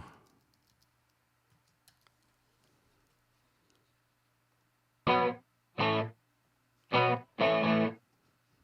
right, something very Kinks-ish. So let's say if I just wanted to apply an echo just in the middle of this particular patch here, what we could do is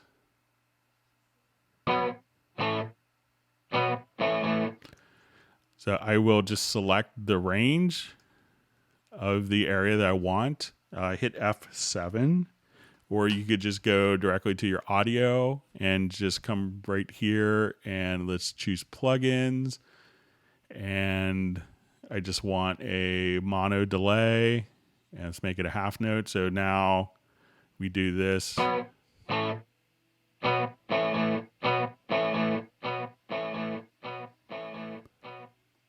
So at that point, we could just, and if I wanted to put a flanger just on this particular part of the file, I could just go to modulation and let's just say,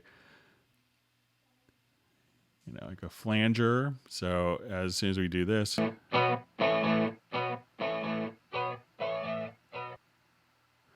so whatever you kind of select, just go to audio, to plugins, or just get to your direct offline processing, which you could access by hitting F7, and then you could just select a region and apply effects and have those kind of burned in, so you don't have to do a bunch of automation as well.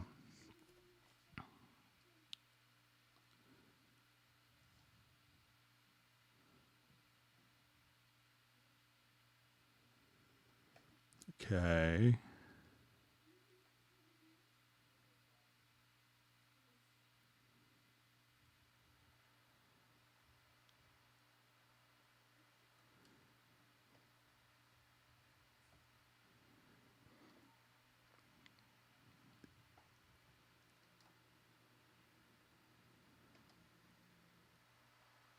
Okay, so just reading through different comments. So Luke Johnson's on Hangout, and Jazz Dude's been thanking him for great tutorials that he's done.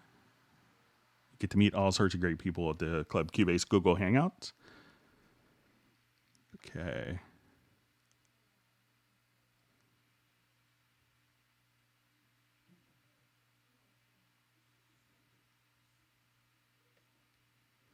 Okay, so just kind of seeing a quick comment. Cool, I have 10.5 now, but never worked in this DAW from the get-go. I can't seem to get the audio hardware working as far as recording inputs from my Focusrite 18 i8 or Behringer UFX 1604 Go. So, when you go to your studio menu, go to the studio setup, and under your VST audio system, you would choose the audio interface that you're using. So here I'm using a Steinberg UR24C, and then go to your audio connections. So set your inputs here. So if you want it to be mono inputs, define what connection is being used for that input. Then when you go to add a track, we could just say we want it this particular defined input, or you could just choose the physical connection. And at that point, make sure that you're record enabled and then monitored, and you should be able to record from your particular interface.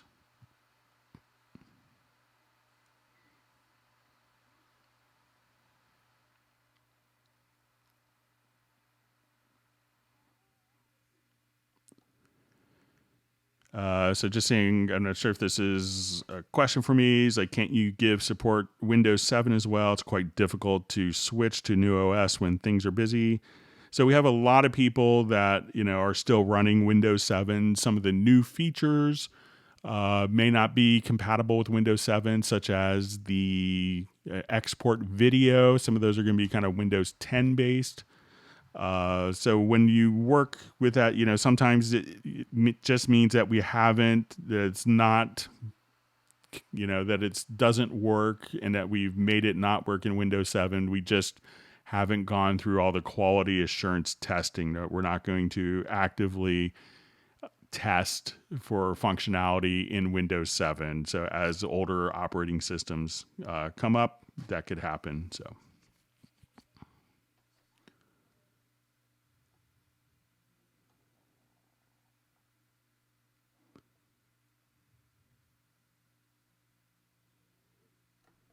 Okay.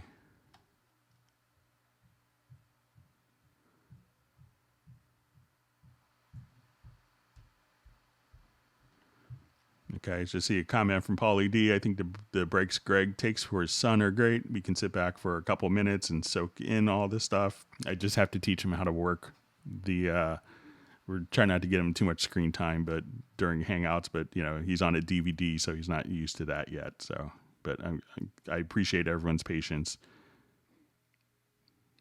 with those interruptions.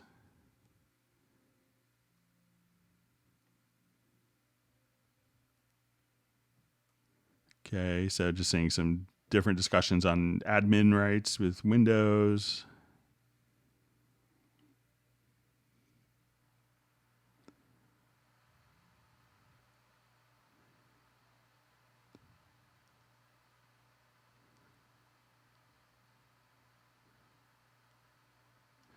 Okay, so we have a question. How do I make a groove agent for pattern start on any measure I choose? Example, I want to start the pattern in measure 14, but the plugin jumps to bar 3 of the pattern. Is there any way to force it? So let me just open up a groove agent instance.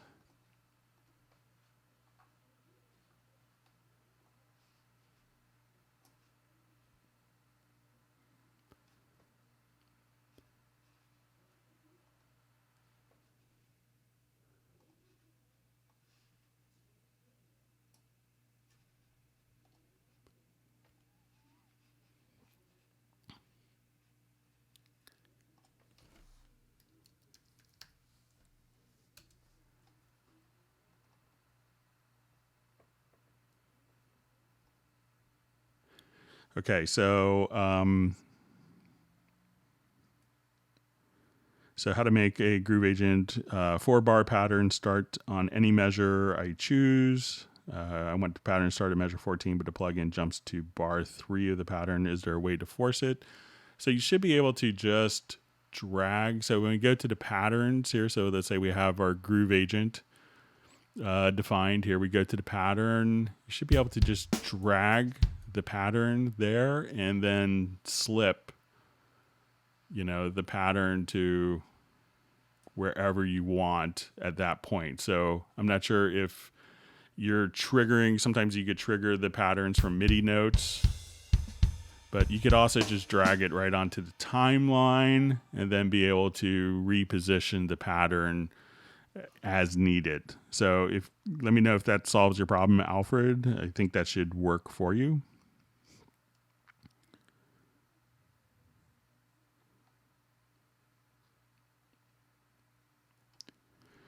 Okay, so we have, hi there, I'm trying to save MIDI track preset to use with my external synths, but the MIDI track preset doesn't save the MIDI input and output, which MIDI interface, but it remembers the MIDI channel number. Okay, so let's see if we could do this really quick. So let's add a MIDI track.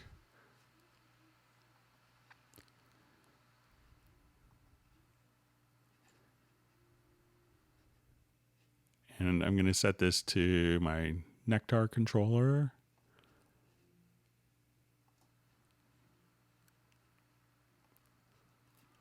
And I'll just put it to MIDI channel 4.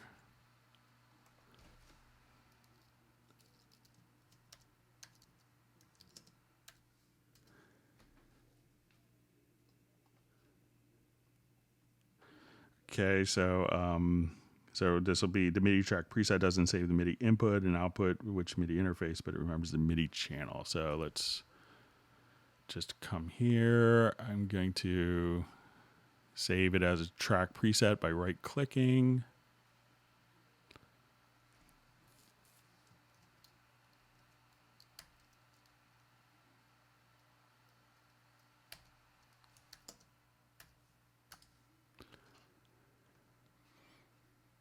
Okay, so I'll remove this track.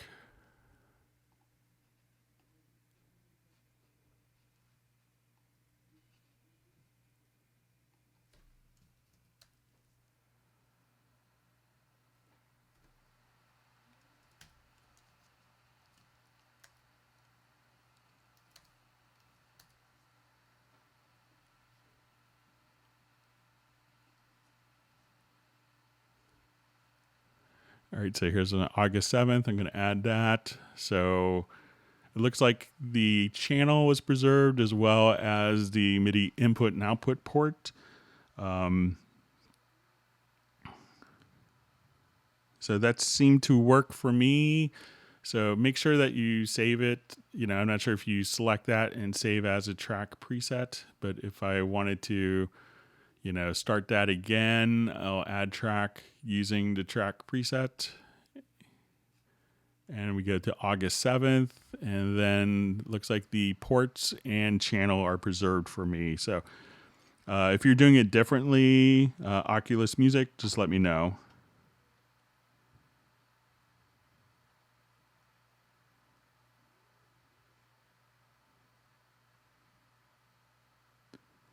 Okay, my chat line just jumped way ahead.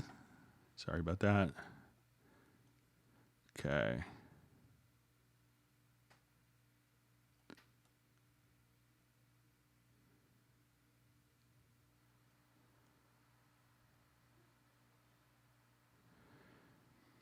Okay, so we have a question from Hijack Sonar. Hi, Greg. Question: I don't see Bezier curve in key editor when editing controller lanes. Also, locate when click in empty space doesn't work in the key editor. So currently, the MIDI CCs don't have, in the MIDI controller editor. So if we double click here, so there isn't a way to draw in Bezier curves. It's been a popular feature request. I know we've had to request a number of different times. What you can do if you need to do it is go to your MIDI menu and go to CC Automation Setup. Excuse me. And we could choose to say I want it modulation to use an automation track instead. And at this point, you could just draw in modulation here using, and if you needed to draw in Bezier curves, let me just get rid of this so you could see it a little easier. So even though this is automation, you could have your MIDI CC show up as within just the automation lane. So hopefully we'll see some changes with that coming. And as far as kind of clicking in an empty space, excuse me, my son's here. Yeah.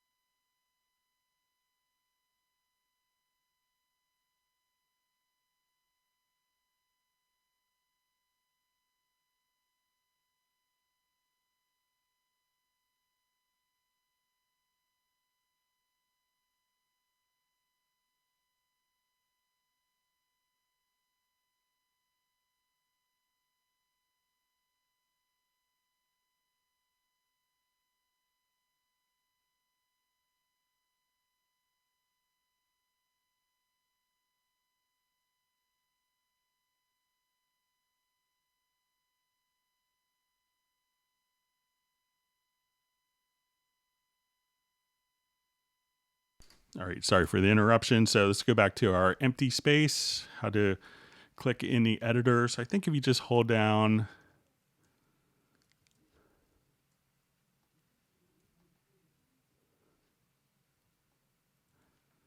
is a key command. So if you just hold down Alt or Option plus Shift, you could, wherever you click in the key editor, that will automatically place you wherever you click. And I think that the click in empty space is also more for the project window. So just hold down Alt or Option plus Shift, and anywhere you click, you will see the locators go directly to where you click.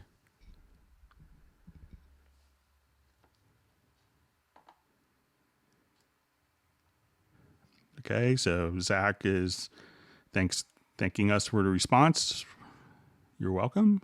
Hope it was helpful.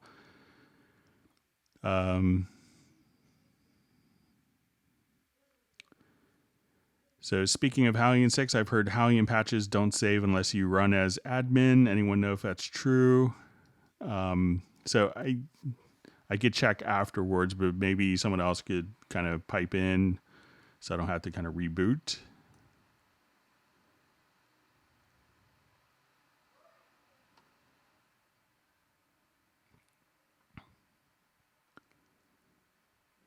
Okay, so I was just seeing Sub 403 reminding people to hit the like button, and if you haven't subscribed to the channel, make sure you do that. All right, so we have Dave checking in from Kingston, New York. So Michael Teams asking if anyone uses FireWire with Cubase 10 and Windows 10. So I still have my MR816 CSX, two of those interfaces. So I still use those with FireWire on my Windows 10 machine, no problems.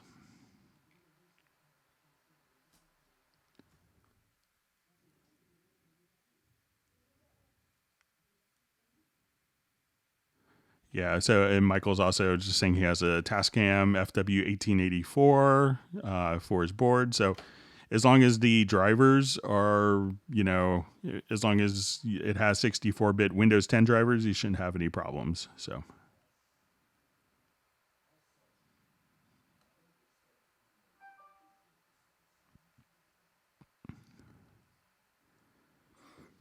So just seeing a comment from Michael Marshall. Hi from Somerset, UK. Anyone experienced problems with VST Connect client using FireWire?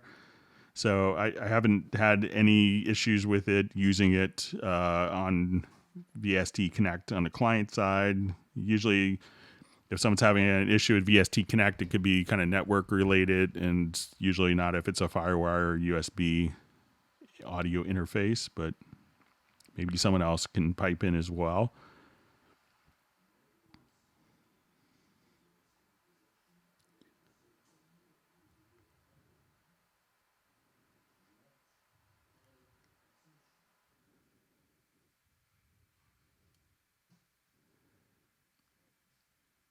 Okay, reading through comments.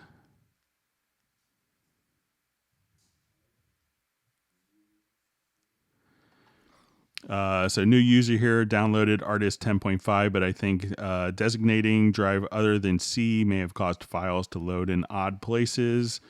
Any suggestions? The actual program is pretty small. What you could do is there's a utility called the Steinberg Library Manager, and if you want to have all the content on a different drive other than your C drive, then you could move all the content over there using that utility pretty seamlessly. So I would kind of do that.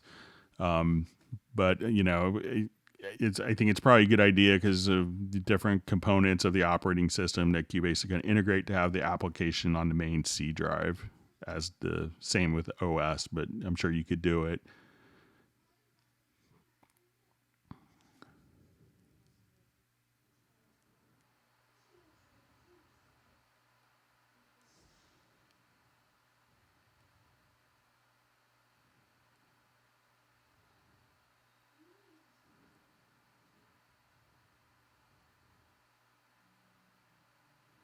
Okay, just going through different comments.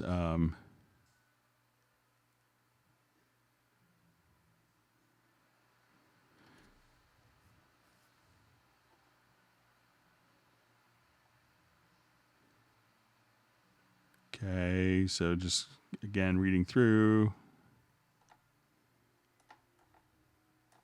My chat field jumped. Okay.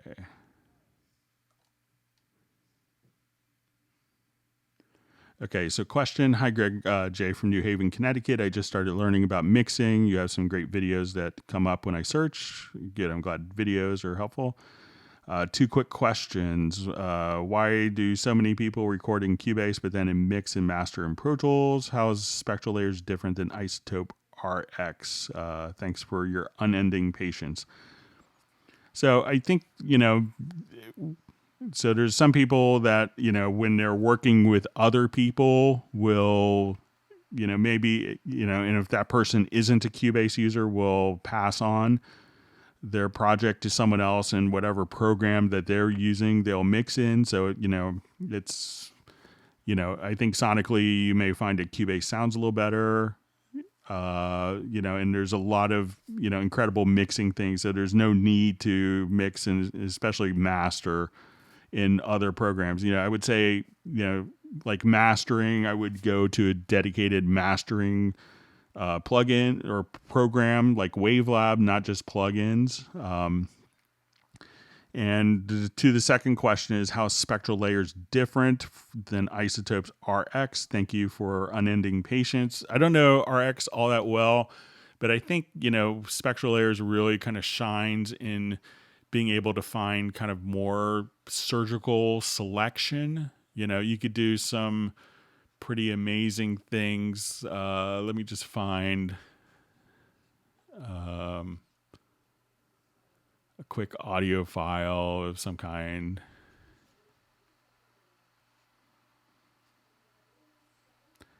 With Spectral Layer 7, it has the unmix tools, which are just mind-boggling.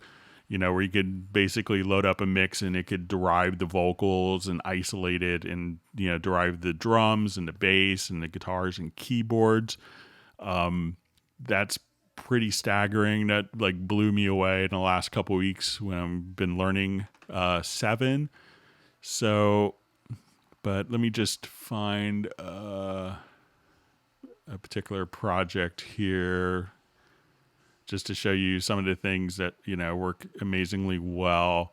So I think kind of the surgical precision that you have with selecting different, layers of harmonics is really pretty unique in spectral layers. So, and plus, the integration is pretty top notch. So let's say if I have a sax part and I go to my project and I go to my extensions under audio, and we'll load this in spectral layers, and it's just a saxophone part. So this will just kind of load up. We could come over here, not only just kind of select, here we could see kind of the whole overtone series. So we could come over here and just choose to do not only just a frequency selection where, we could select particular frequencies, but we could choose to do harmonic selection. So I will set this up so I could do multiple selections. And as I just want to, come here to this tool, I could just select and we'll come here and just do the harmonic selection. So I could just select, the source file plus all of the original, plus the harmonic overtone series. And where else this comes in like really handy is like a magic wand. So you could just select kind of different frequency ranges here and be able to kind of, graphically be able to edit different components of that. So I think you'll find that the selection tools when you need to do this, and this could be kind of very surgical editing, will be better in spectral layers. But I don't know RX that well. But, the unmixed stems is pretty stunning as well as a process. So.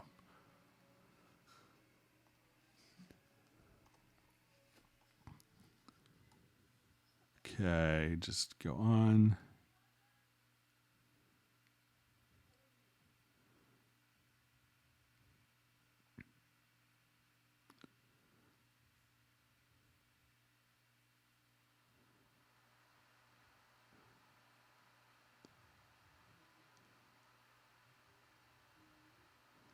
Okay, just reading through comments. Thanks for all the great questions. If you've learned something new, make sure that you hit the like button. And if you haven't subscribed to the channel, make sure you do that.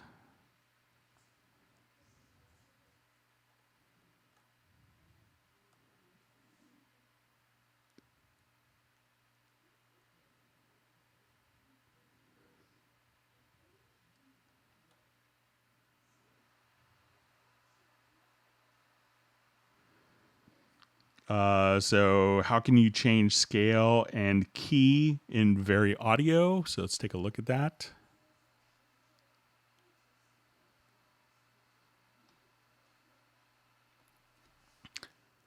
So you could actually determine kind of the scale can be actually derived from the chord track. So if I have my chord track here, we could actually see kind of the scale when we click on this icon here. So we're in G sharp major, A flat major. So when we go to Very Audio to do editing, at this point we could colorize, and we have a color scheme that's based upon the chord track.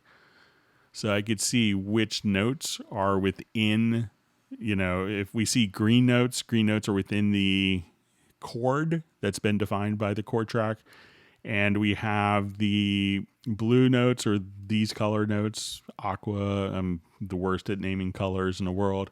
Those fall within the scale that's been defined, and the red notes fall out of the scale or out of key. So you could kind of use the chord track there and see the colors. And this not only works for, the Very Audio, but this also ties directly into, we could have these based upon chord track for MIDI notes as well. So you can see what's in the scale, what's out of key, etc. So that's how you can do it. So look, open up the chord track, and then you'll be able to have the colors based upon the defined chords and the scale that have been defined.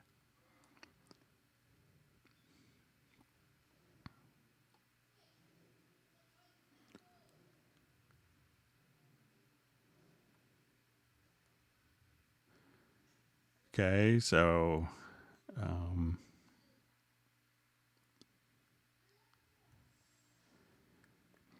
yeah, so just seeing the unmixed tools, yeah, definitely check those out. They're scary.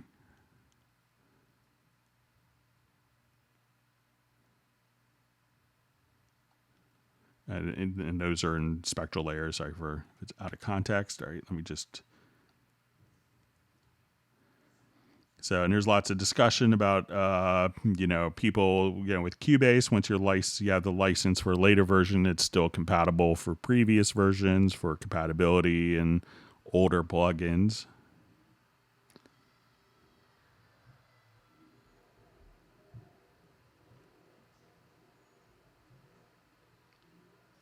Okay, so it's a question from James: how to slow down the song to another key or speed up and not have it affect the drums.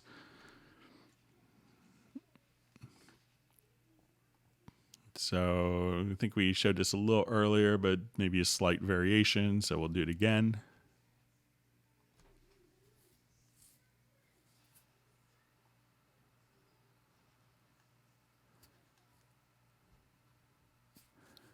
So just revert this project.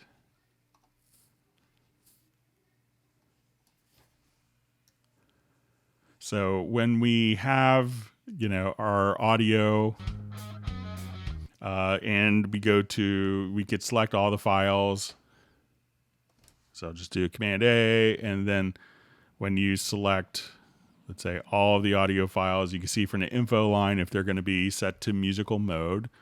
So if we want to now, if we have a tempo that's been defined and and musical mode enabled, we can just change the tempo by typing in a new tempo or drawing in tempo changes, like so. And if I wanted to change the pitch of all of the different tracks, but not affect the drums, I would just take the drums here, select the drum events, and we'll have this set to, there's a global transpose. We could set that to independent. So if I do have a transpose track, now my other files, let's say as we put in a transpose track here, I'll just say 1, We'll say -1. So now the drums won't change pitch, but the guitars and bass will. But if I select all the drum parts and put this onto follow transpose, we'll hear the pitch change in all the parts. So my drums have changed pitch, but now I set the drums to independent. When I use a transpose track, the drums won't change. Okay, so question. Just scroll back up.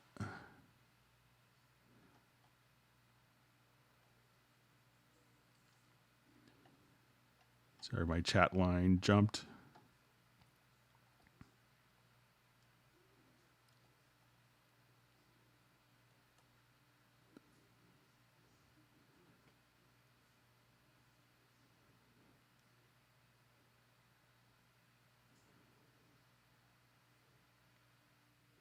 Okay.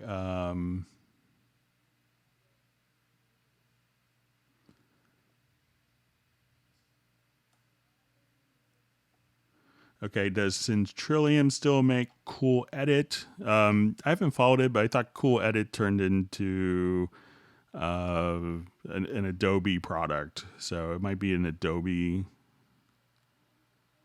product, but it changed names. So, but I haven't followed it in a long time.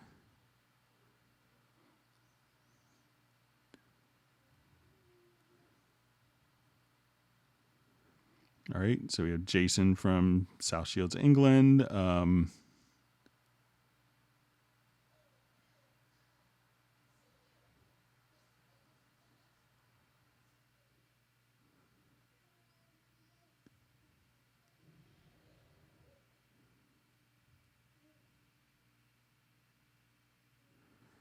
Okay, so question, I'm having a weird problem with dragging in audio loops while in 48K. They won't sync right, but notice it works in 44.1K, no problem. Is this a problem or unique to my system?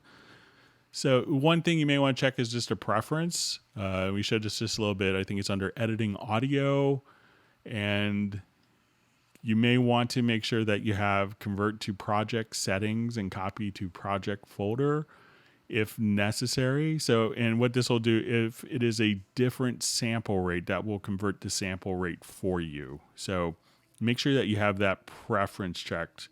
Otherwise it could cause some issues for you.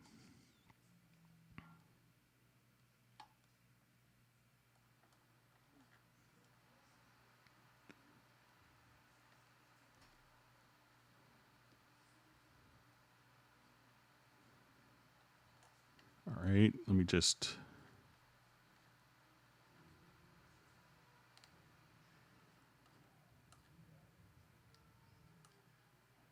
Okay, don't know if I'm caught up, or let me just check. I know we had some questions that were sent in advance. So let me just... okay,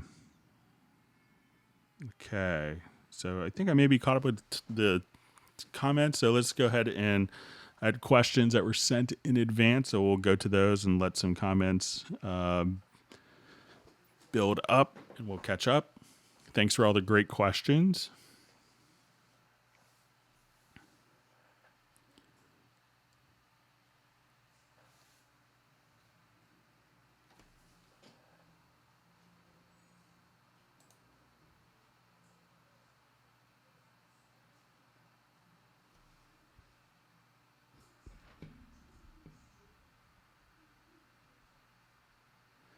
Okay, so we had a question about someone not being able to use the input transformer to automatically transpose to a scale. So let's show how to do this.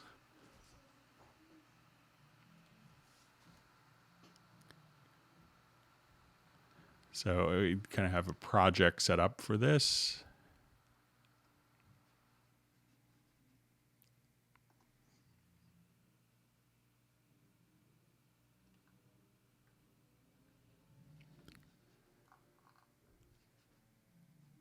Okay, I'm going to revert this quickly.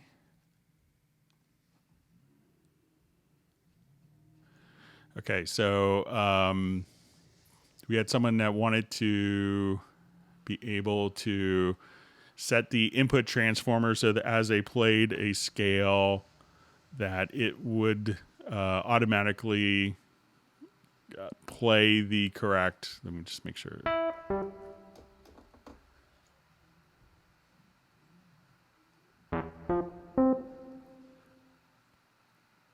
Right, let me just check a preference quickly.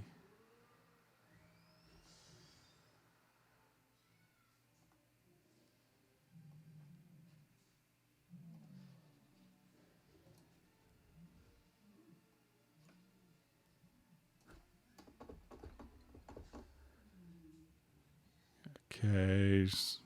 All right. So we want to come here and have an input transformer. I'm not getting MIDI input. Let me just activate.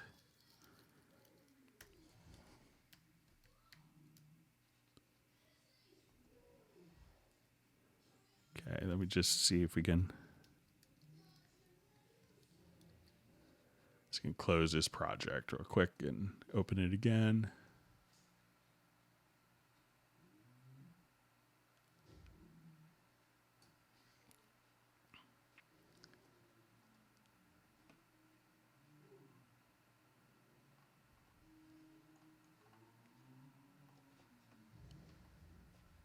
Sorry if you hear Harry Potter monster sounds in the background.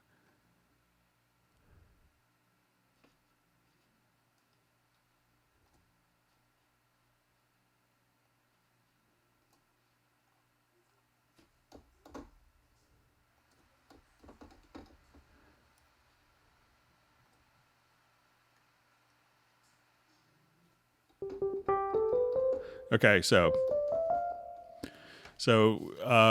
we had this question a lot where someone wants to be able to take the input transformer and make sure that as they play in that none of their notes are out of key. So, and we could set this up as an input transformer. So we could say type is equal to note. So we're going to transform notes. And we want value 1, which on a MIDI note message is pitch. Value 2 is velocity. We will choose transpose to scale. And then I'm just going to put this as D major scale. So when I play in, I'm just going to play a C major scale. Let me go ahead and just bypass this. So I will start off with just a C major scale that I'll record. Then I'll play the same C major scale, but I'll turn the input transformer on. So we'll start off.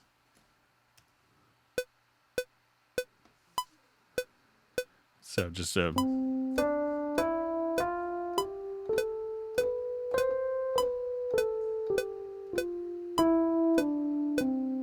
So now I'm going to turn that input transformer on.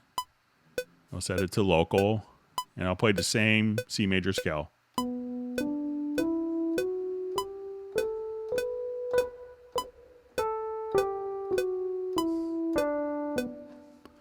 So now it's going to take all of my notes, and when we double click to look at it, all of the notes here that were done. So the same exact notes that were played, but all of these will be mapped to within the key of D major. So once again, to set it up in the input transformer, so this way is taking the incoming MIDI data, and as we work with that, it's going to affect it. Now, where stuff can go wrong on the input transformer is you could have a condition set up. So once again, you want this function to be set to transform. We're going to say type is equal to note, value 1, transpose to scale to D major. So a lot of people can get that set up, but not activate or turn on the module. So if it seems like you have everything set up, make sure that the module is turned on, and you could have 4 different modules here to actually work, to work in conjunction with each other. So once you get that set up, that condition, that will allow you to choose, and you could choose different scales here as well. So hopefully that will help you out with that.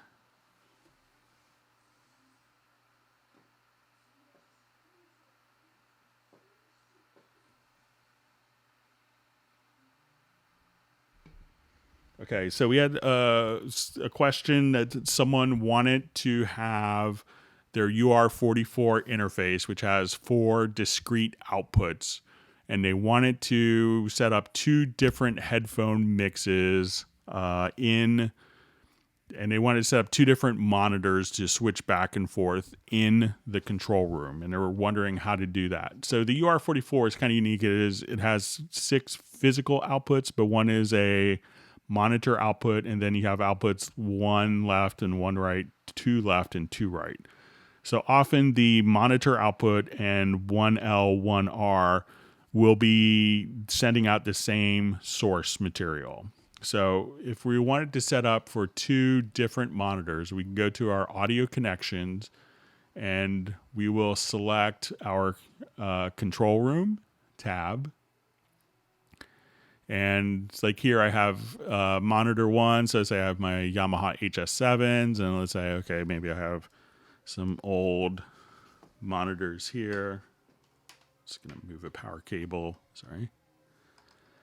So I would set these to outputs like 1 and 2, and then, or in the case of the UR44, and then you would set up, I will just remove monitor 2 here. And I will set up, right click to add another monitor, and we'll choose the configuration to be stereo, and we can do this as 5-1, whatever you want. And now we could have this be like 2 left, 2 right. And then to switch between the 2 different speakers, once we're in the control room here, all we have to do is we could just switch between speakers A and speaker B. And if you find that, you want them to be the same volume when you switch, and maybe like, often you have different size speakers, like, more, like the old days, you'd have like soffit mounted monitors, or you'd have near fields, but they could be different volumes, and the ones that are louder always sound better, but it may not be necessarily as accurate. What we could do is click here on the inserts, and when you go to the monitors, at that point, you could have, different, when we say, okay, we go to, we could have different volume levels for each of the monitors as well. So at this point, you could have, some different controls there. So we go to your monitors every time that you select one, and we go to the inserts here, you could have different volume levels. So that's how you could get it set up for your UR44. So set up 1L and 1R and 2L, 2R. So for the second monitors, have 2L, 2R, and you could take the monitor left and monitor right, or 1L, 1R. But if you do the monitor left, right, 1L, 1R, that would be sending the same signal.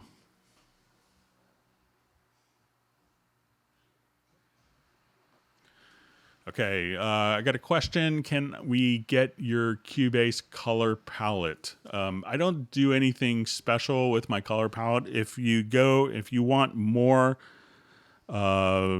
colors to deal with, to work with, it's really easy. If you hit Alt or Option plus Shift S, we could see your current color setup. And I think by default, Cubase will show 16 colors. If we go to your different options here, we can say, okay, we have a basic color group, so I want it to have 16 colors, but maybe I want it to have 2 color tints. So now I have 32 colors. Maybe I wanted 4 color tints, and I wanted 32 color tints. So now when I go to add colors, I have 128 colors to choose from. So I didn't have to make colors. You could do that if you're so inclined, but have Cubase kind of automatically generate your color setup. So go to Alt or Option plus Shift S, like Sam, and you could configure your different color schemes like so. So I could come here and I could have 32 colors. So once I come here, this is kind of what I have in a lot of the Hangouts. I could just have kind of more colors to work with. So you can make that just as easily as I have.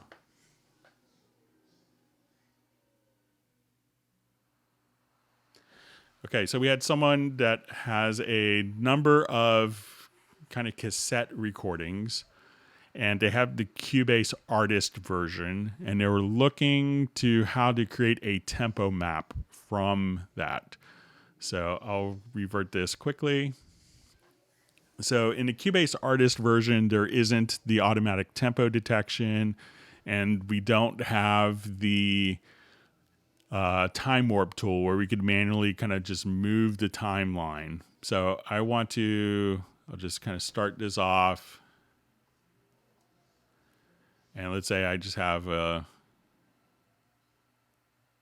quick recording. Let me go to my control room, make sure I'm on a monitor that you guys can hear. That would help. Okay, so what I want to do is to kind of just create a quick tempo map. So I'm going to just drag kind of the downbeat of the song just on a grid line. So if I have like Cubase, I think this will work in Cubase Elements as well. I will just kind of come over here and I turn on my click track by hitting the letter C.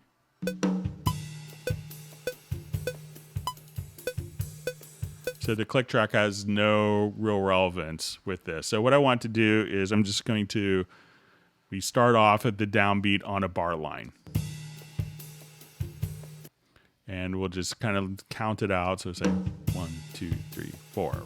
Okay, so, and what I'm going to do is just select with my range selection tool.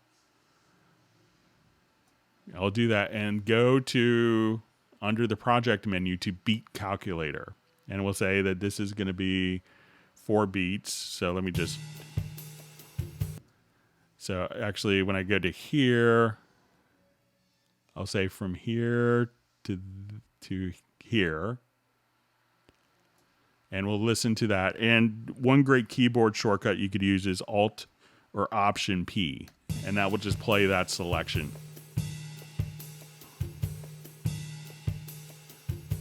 So let's say I want to just find like 4 beats. So I'm going to take this off.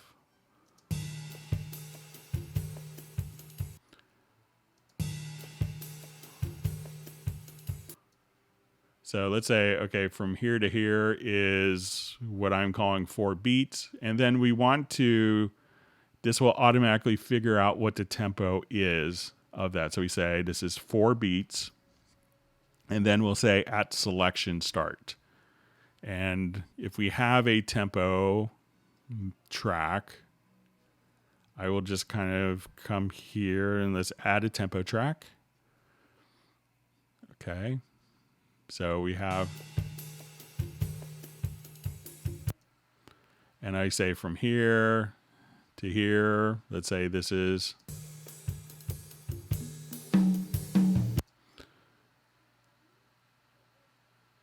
and I will now just say, let's do a tempo. So I will say, and what it's going to do is now it's going to import the value that it's calculated. So it says this is 4 beats. And I'm going to import it at the selection start.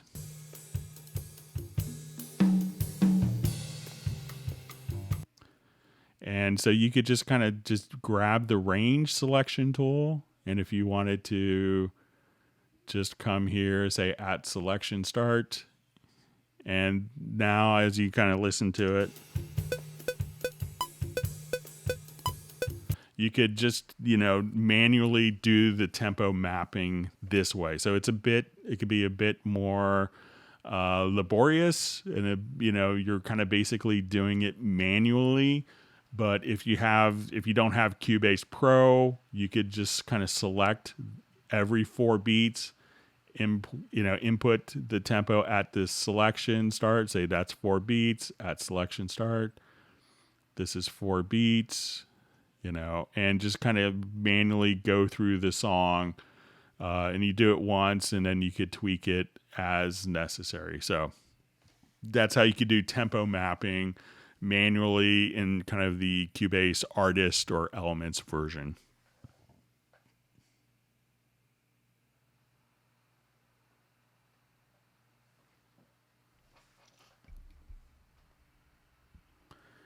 Okay, so also kind of go along with different tempos. So let me revert this one more time.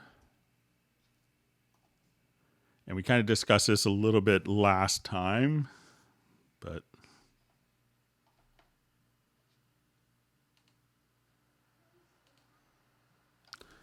the question is, I think you addressed my question in a previous email in your July 31st Hangout, how to have a metronome countdown at current positions, tempo. Your solution to use insert silence will not work for what I was asking. You demonstrated using a drum loop of 160 BPM. Yes, that would be easy to insert silence because the rest of the song is at 160 BPM. I could even just make 2 bars before the drum loop, 160, and that would work perfect, but this isn't my scenario. Can you please demonstrate how to add 2 bars of click into a song that doesn't have a constant BPM? First, take a song that does not have a steady BPM and use tempo detection to determine the click track. Okay, so we have a song that doesn't have a steady BPM here. So I'll just do a tempo detection.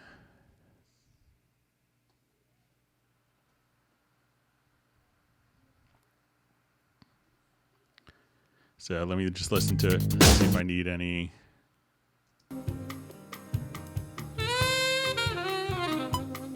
So I'll do an offbeat correction.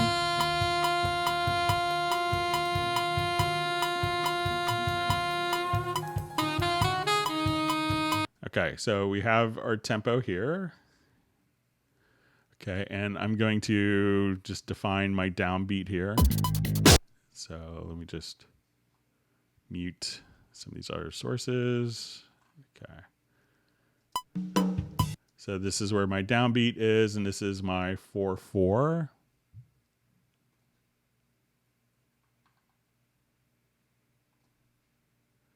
So now we'll come here. Okay, so we have our tempo map that's created. Now try to create 2 bars of click leading into the first downbeat of the start of the song. All right, so let's say we'll just come here to the first downbeat. And I'll just come here and I'll just add an audio track. So let's say we're recording here. So I will just do a.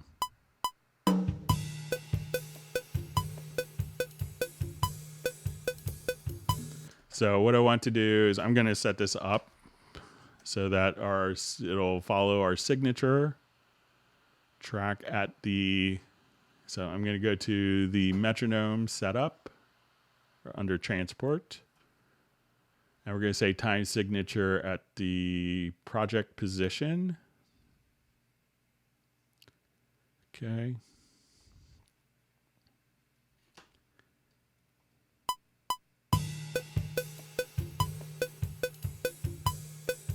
So let's say if I just kind of come here, I'll just change this. See if this makes a difference.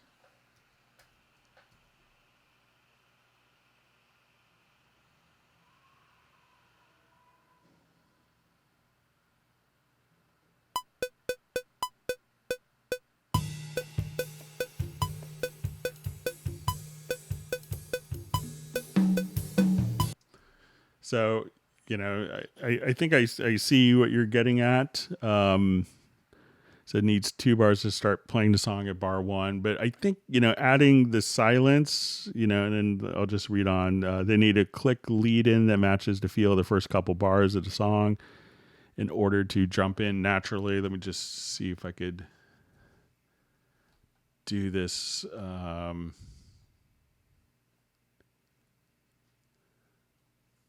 just check a couple other metronome setups.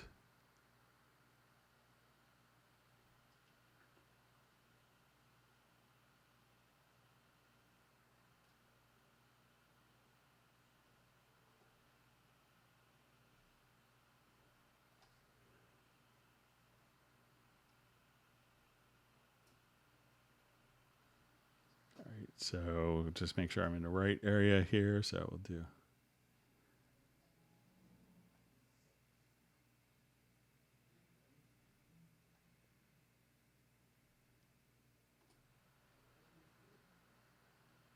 Try this one more time. So when I did that right at the downbeat here, so make sure that you're at 5110. And then as I do this, I hit record. So I get 2 measures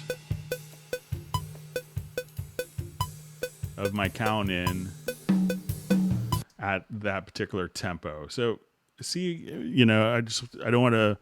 So if I did something wrong or if I'm misunderstanding again, just feel free to send me an email about it, Dan.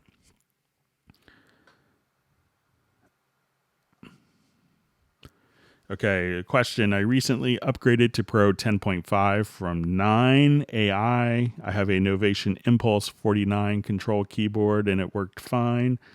I changed the firmware from Automap to Mackie Huey. And now neither the transport keys or the fader slides work. I have tried every input-output combination, still no clue. What am I doing wrong? I can send pics, etc. if that helps. I have ran out of ideas. So a lot of times, if you've changed the firmware, you may have to go into the Novation controller and make sure that that firmware is configured to use Mackie Control. So, but go to your studio setup, and it says for Mackie Huey. So you want to make sure that, you have this. Click on the plus. So go to Studio Menu, Studio Setup. Click on the plus in the upper left-hand corner, and then make sure that you add a Mackie Huey. And you may have several different MIDI ports to use. So you may just try the different MIDI ports here for input and output.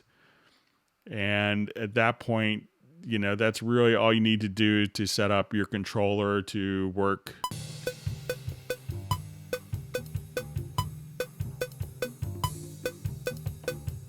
Like I just triggered it from my Novation or my Nectar controller here. Just setting it up. That's I never had it set up as Huey before, but my Nectar controller just immediately did my start, stop, rewind, punch in, just doing it that way. So if the Novation is set to respond to Huey, then that should do that for you.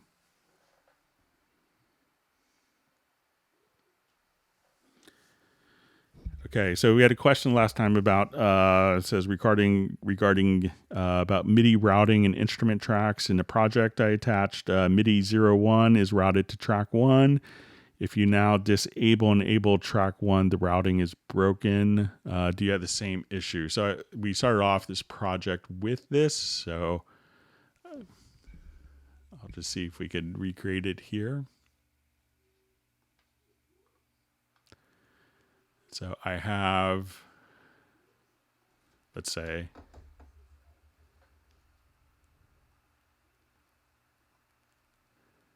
so I have these are the 3 tracks in the project.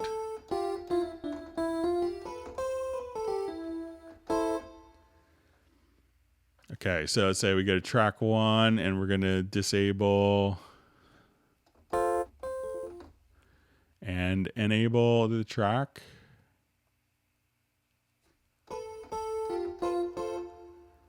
So that looks like it's still putting out all of the different. So if I choose to disable all of these tracks, now all the instruments are unloaded. And now if I choose to enable all of the tracks, we can come here and all of them kind of work as expected. I did some research on this after our last Hangout, and I did see that it seemed like it was only, I'm not sure if in this specific instance you have that working, behaving, differently than mine, but I saw that some people mentioned it was only with NI instruments that they'd run into this. So you may want to check to see if it's with NI instruments or everything, but it seems like it's kind of working. All right, we had a question about highlights of loop mash. So let's go ahead and open up loop mash. Loop mash is kind of a very interesting plugin. So, and this is kind of, for making a beat for someone. This is a pretty remarkable tool. And it can be very intimidating to start out. But let's go ahead and give a quick overview. So loop mash can respond to different MIDI scenes here. So I will just go ahead and let me just solo my loop mash track here. So when I hit play, you could have, each of these lanes. So we have, I think, 8 lanes. 1, 2, 3, 4, 5, 6. Yeah, so 8 lanes. And we could have different audio loops that will be in each of these lanes. Now, you click on the red button here, and this will make this kind of like, we could think of this as kind of the boss lane. So if we have a drum loop here, and we could now, as we drop an audio file in, it could do basically almost like they call it a perceptual analysis. So I'm just going to drag a loop file in here. It does its analysis. And now since this is kind of the chief loop, I could bring in different elements of this loop, but it's going to kind of follow the timing of this particular loop. So at this point, if I wanted to bring in kind of, be able to blend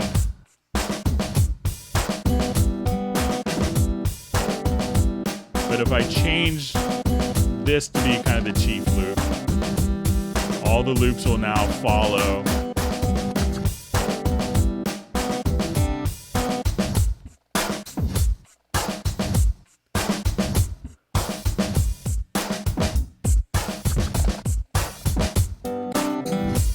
So as you kind of do this, you can bring in different elements and have more or less of the different slices be complied. Now, as we do this also, you could have each time you hit a MIDI key, you could trigger a whole new collection of different loops.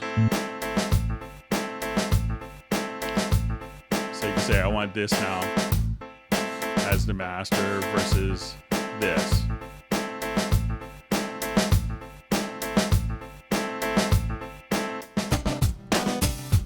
So you could just kind of trigger these different loops, and it's going to sync to the tempo of your sequencer.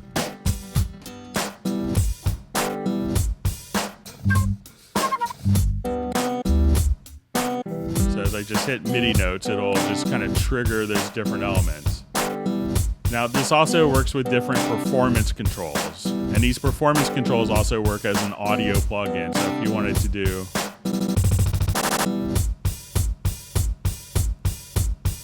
and these are triggered because notice this is following the same pattern as a MIDI keyboard.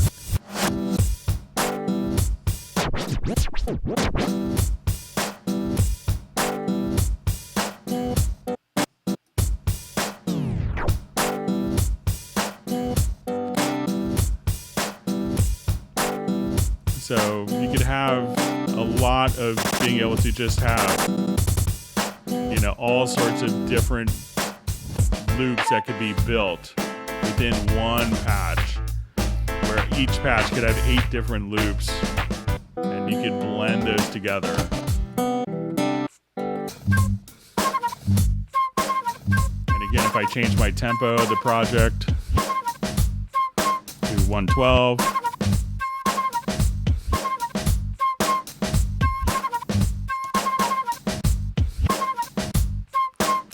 and then you just want to come here and you can play different MIDI notes too.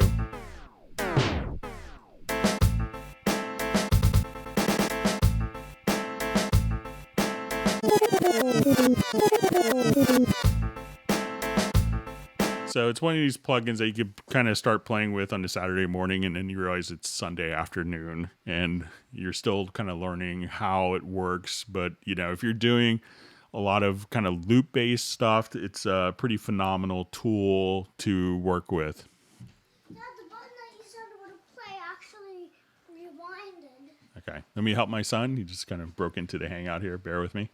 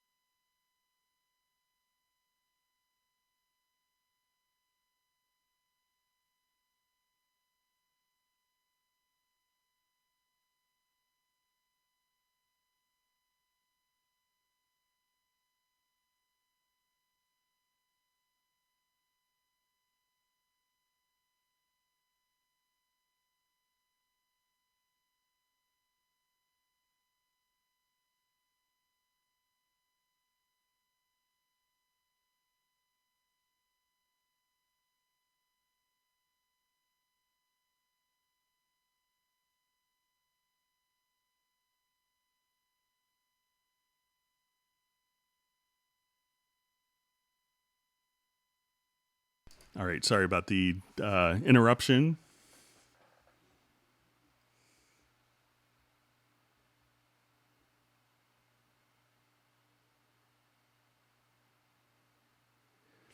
Okay, then we had a question on working with Control Room, a quick overview of Control Room. So let's take a look at that. So we've discussed it a little bit here. So, let's take a look. So when you go to your Control Room, we could think of it a lot of time when we are mixing a particular track. Let's say if we're in this song.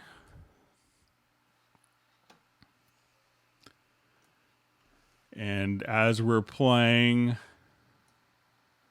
one of the things that we have is as people are mixing and they're using powered monitors, one of the main reasons for the Control Room is people would use this as their volume control. And this is the master fader of their mix. And this is really important to gain structure. So we would have people have a very low volume here because maybe they had their speakers cranked up, and they would export their mix down. They're like, we're going to burn a CD, we're going to make an MP3, this is our WAV file, we're going to send for mastering, and it would be very low because they were using this as their volume control.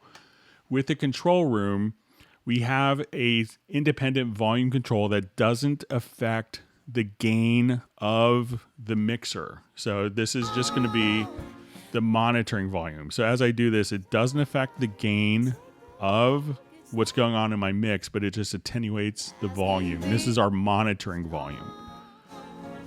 So that's one of the big things that we use the Control Room for. Now, if you're mixing for post-production or different, you may have known monitoring levels, and often these are pretty calibrated. So let's say if you're here, you may set this as a reference level. So you could hold down Control and click. And if I know that I never want to go above this when I'm mixing, that, you know, that if I'm just doing that, I'm just almost lying to myself in essence. But now what I can do is set that highest level. And if I wanted to dim,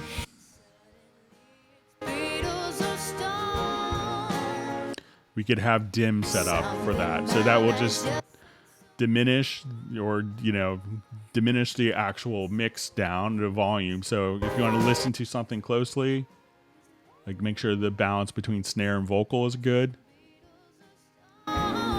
you could just quickly dim. And if you click on the main tab here, you could set the dim amount just by here. So if I just wanted to dim even lower,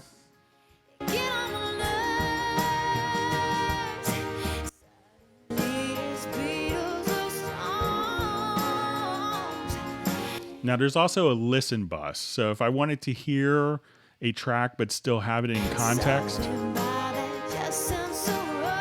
so I go to my lead vocal here.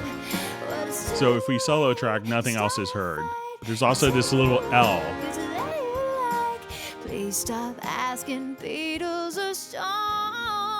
So now I can still hear it in context, but I could dim the amount here. So I want all the backing tracks just to get softer.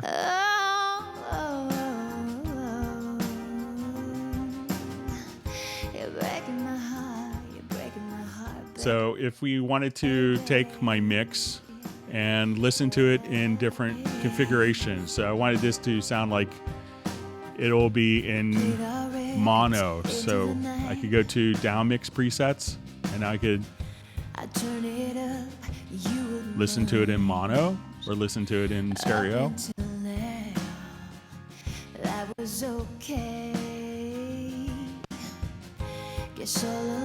Now, if I have more than one pair of speakers, like we mentioned before, we could have up to 4 different monitors. And a lot of times people use hardware for this. And when you use hardware, introducing any level of hardware between your converter and the monitor is always going to introduce, you know, different artifacts. You know, it's like the most critical stage of what you're listening to. So often running it through, you know, any controller is going to color the sound.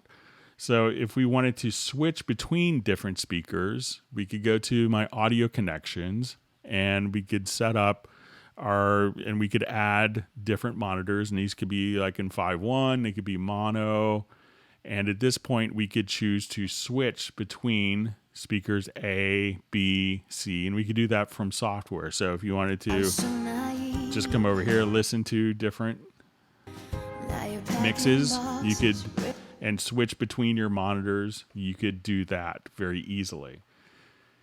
Now the control room is also set up, you know, if you wanted to do headphone mixes for people. So let's say we wanted to do separate headphone mixes, and I'll just go to another project here. So let's say we have a band coming in, and the band, you know, as they're tracking, the drummer wants to hear more of themselves, the bass player wants to hear more of themselves, the vocalist, everyone wants a more me headphone mix. So what we could do is I'm going to go to kind of the full mix console. We'll go to the racks, and we're going to make sure that we have Q sends. We could add up to 4 independent headphone mixes within our cues here. And we could also add a talkback microphone. Now, when we have our control room, these are just using available inputs and outputs of your audio interface. So to get the most use out of it, you probably want an interface that has a lot of outs and ins for other configurations. So I will have a talkback and just have that connected to an input. So if I needed to talk in the mic, in a control room to people throughout the studio, I could use the talkback mic. To enable the talkback mic, I just click right here in this button. So let's say we want to set up a headphone mix. We go to our cues, and the first thing I want to do is I'm going to select all of the tracks in the project. So I will come here. We'll skip the input channels. Let me just do that quickly. So we'll select the first track. And let's go all the way to the last track in the project. And I'm going to right click. And let's say we're going to, first off, so we right click in this area and I can say we're going to activate the Q sends. So this will turn on all of the Q sends in our project. And I want to now come here and say we're going to use the current mix level. So this will carry over the mix levels from the project directly into the Q sends. And I want to use on all of the Qs, use the current pan settings. So now that we have this kind of done, I'm going to come over here, select all of my drum tracks. So let's say these are all the drums. So we'll play, and I have my cue mixes defined, and we could do this as, like, let's say, you know, drums, bass, guitar, and we'll just call this Vox. So what I want to do is select all of my drum tracks, and let's send it to, and I want more drums into drum tracks. We'll slide over, and the bass player wants to hear more of themselves. The guitar players will want to hear more of themselves. So now everyone is happy. So let's just come over here. Is our guitar parts.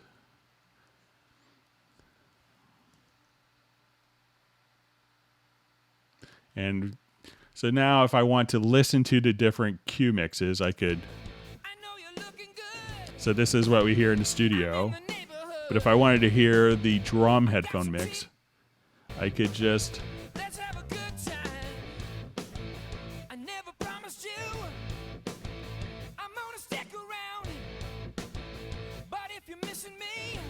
So at that point, you could have the individual cue mixes set up so that as you listen to them, and let me just see if I. So that's like the guitar, the bass players, cue mix. And let me set up the drums one more time here. Must have messed up.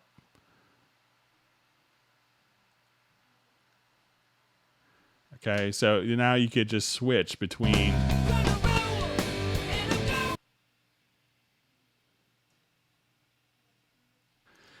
And you could have your different. Now, as you do this, you could also say, like, you know, the click track is now sent to the headphone mix. And we talked about the talkback. So let's say, like, you know, you wanted to communicate to the drummer, bass player, and guitar player and say, hey, you know, can you give the singer, you don't want the actual vocalist to hear, you could turn off the vocalist talkback and say, you know, can you give the vocalist a visual cue on where he needs to come in? You can say, okay, great. And then you can say, yeah, you know, hey, that was great. You know, just, you know, try to get that entrance right. And now the vocalist can hear you. You could also have the click track, because you could take the click track and send it to different people's headphone mixes as you're here. But you may not want the click track to be in the singer's headphones because it could be bleeding through and they're hearing what the band is hearing.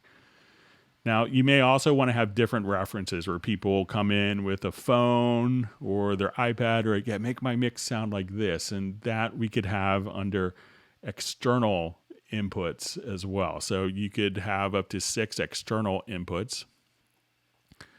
So we could say, okay, I wanted this to be an iPad. And now you could have your external input and be able to, you know, listen to other sources. So you could listen to your mix, an external source, or different cue mixes.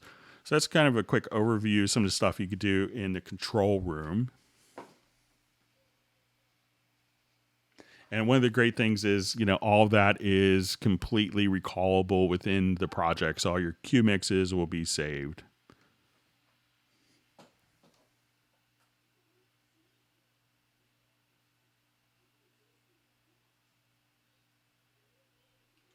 Okay, we read through some other questions that were sent in.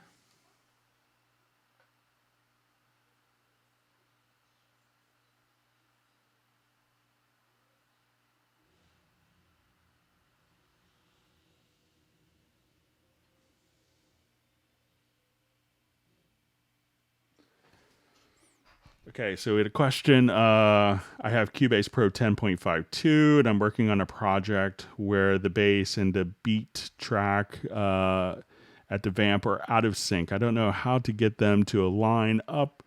I tried Audio Warp, but I'm not familiar with it enough. I have a Mac Pro.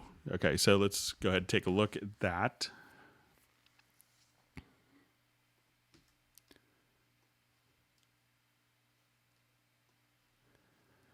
So we'll do just a little bit of audio warping.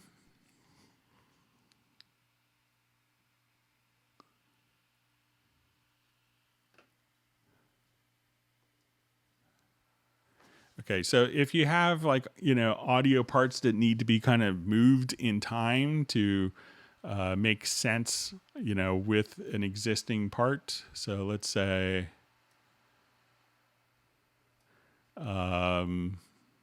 so let's say if I have something, and let me just check my control room settings here real quick.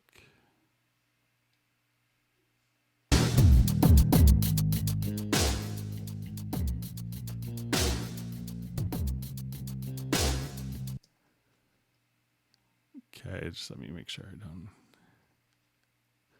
Okay, so if we wanted to make the bass come here, so I'm going to go to my audio warp and let's do some free warp with this. And I want the bass to hit some of the same drum hits that are happening. So we listen to it.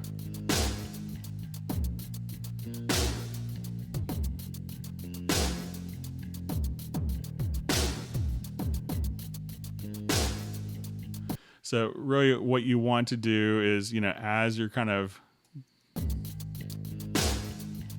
so let's say if, you could just kind of click here and put like almost like a warp anchor and then be able to just, move different positions to fall directly on a beat. So let's say, let's say this was late here. So I could just put like a marker at that downbeat and then I could stretch. So let's just listen to it here.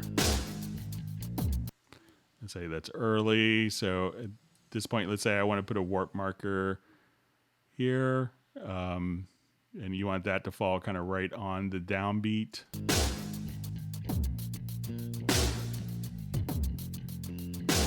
So let's say while we listen to,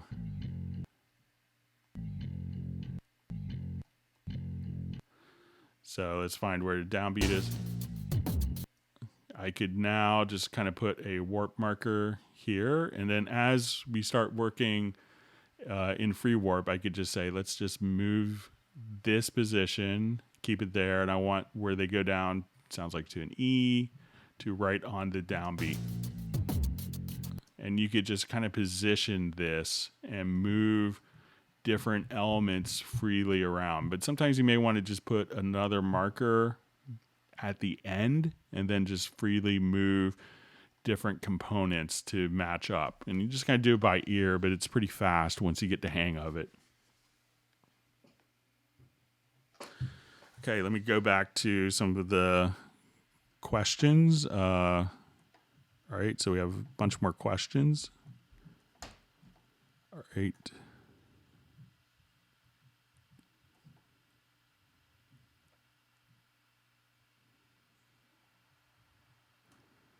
Okay, just going through comments, just catching up.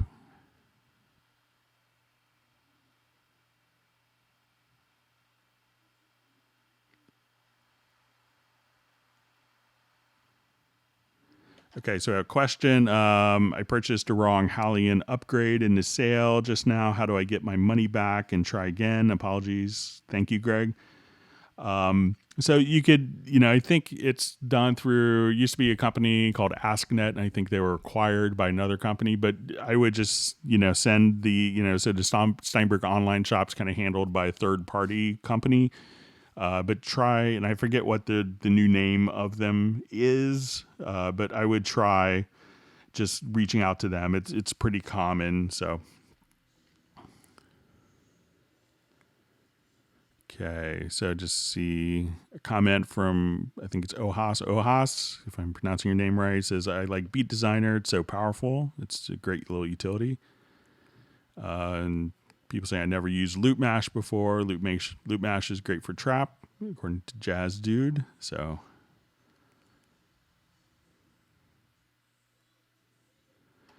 okay. It says, hi, Greg. For some reason, Loop Mash only shows up under the effects and not under VSTI for me anyway. Why? So, it will show up, when we have a particular, when we want to see it as a VST instrument, and it could be, maybe the level of Cubase that you're at, but there's a Loop Mash FX, which will just have the performance elements, and it shows up as under other. So this is just kind of like the stutters and drops and repeats and kind of like more like DJ style performance, live performance, interactive effects. But now when you go to add instrument tracks, it'll probably be under synth. You'll see Loop Mash. But if you have like Cubase elements, or you may not have Loop Mash there. So, but there's kind of two different plugins. One will just process the audio, and that's just the performance controls that are broken down so that you could use that with any audio file.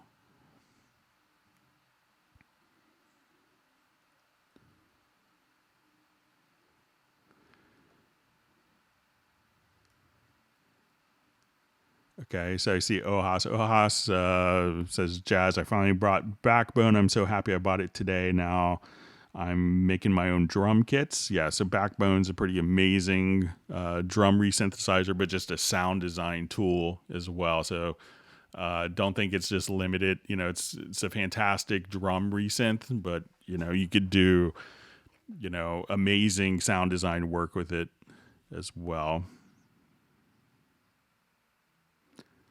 Okay, so I see, yeah, so I think Derek Marshall is just trying to find, let's see.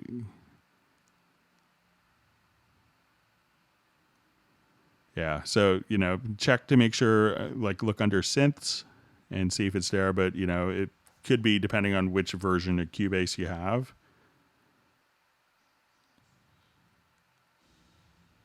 Okay. I see comment, Loop Mash reminds me of a DJ type plugin. Yeah.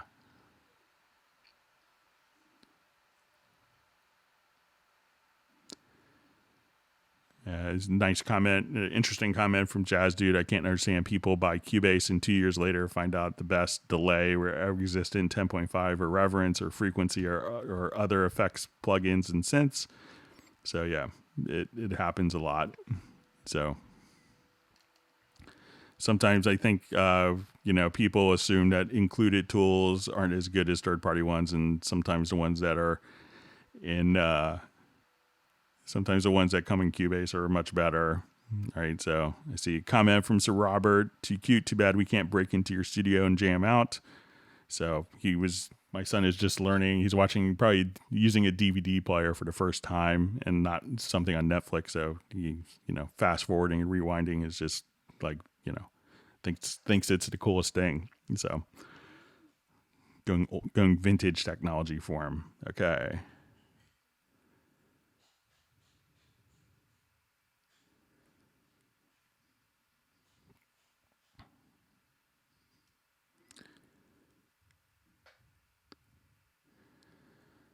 Okay, so question. Hi, Greg. Do you know if there's any plan on being able to MIDI trigger the arrange track and record the MIDI? I'm really missing being able to arrange a song through a MIDI controller.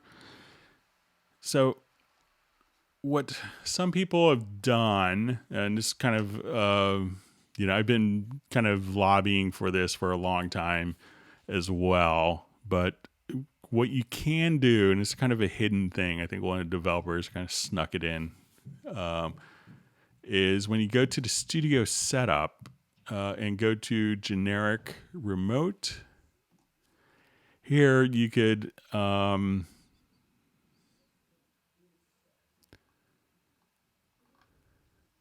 think maybe under command and go to arranger.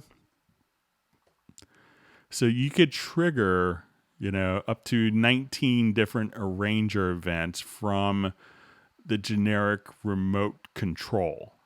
So if you're doing kind of like a live thing, you could, just come over here to command and set up, different, pads on, like drum pads, and just say, okay, we're going to trigger arranger event 2.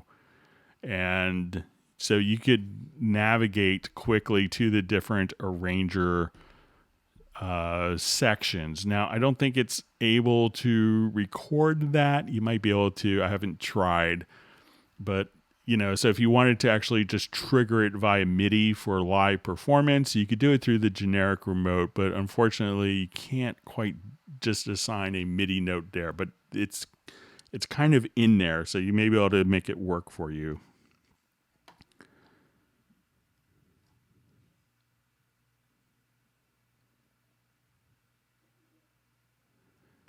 Okay, let's go through some more.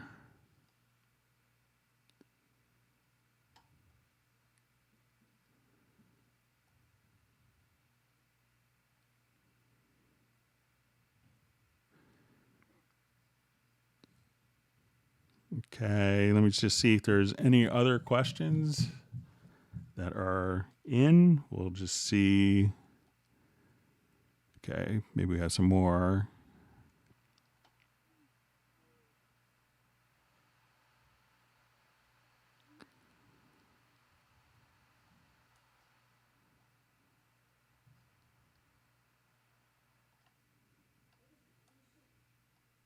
Okay, Maltic Wave is checking in.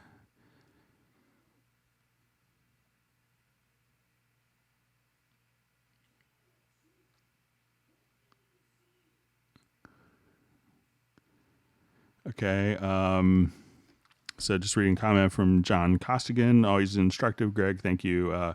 Can a control room 10.5B Pro be used to send differing SPL to 2 sets of monitors without repetitive adjustment? One pair is powered, one is to Auralec mono amps plus subs. So so if you need to send different levels to amps, so let me just come over here, hide this, and let's go to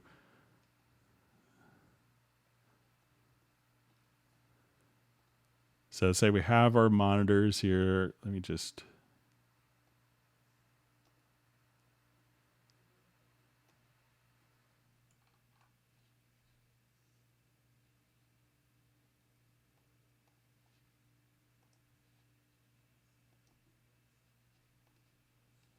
there's usually just a little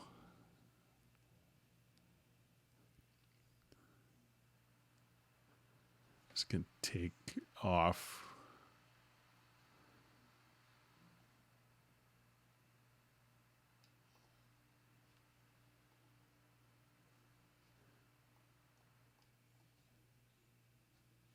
So there's usually just a little like actual volume attenuator.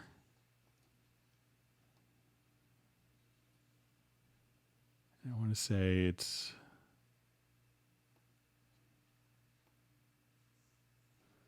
so usually like when you select the monitors here, and I think if you go to inserts, you could have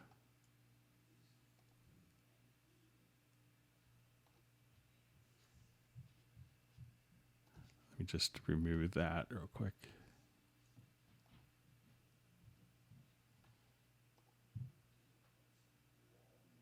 But usually there's like a little volume slider here. So you can set up like, different monitor. Yeah, here you go. So I just come to the monitors Don't know why I was kind of being elusive. So when you go to monitor, A, you could have this volume level be attenuated.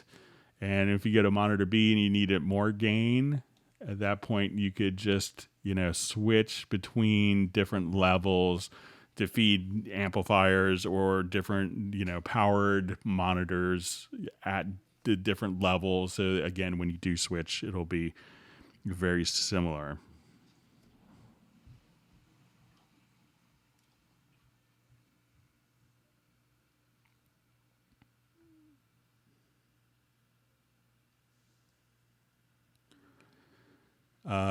Greg, do you already kind of know the new features in Cubase 11? If I did, I would probably be under a non-disclosure agreement, so I'm not able to discuss anything until it's released. But I'm sure that there's a lot of women and men in Hamburg that are working really hard on it. So the developers, even during the pandemic, they've been very productive. So.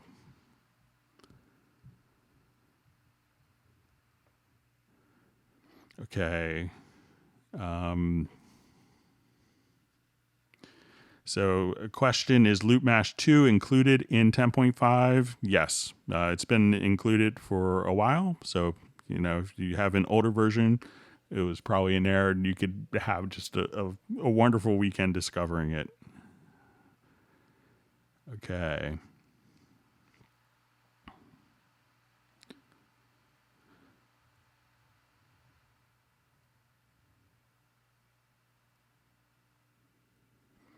Okay.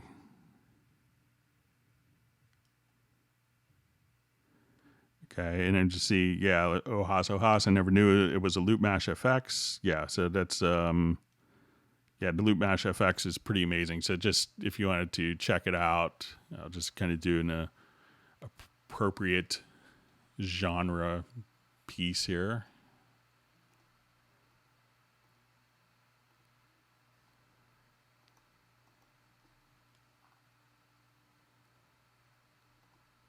Just to kind of show you some of the stuff you could do with it. And of course, you could trigger it in real time via MIDI. So if you want to drive it from MIDI, once it's instantiated in a project. So let's say if here, and I'll just turn this down.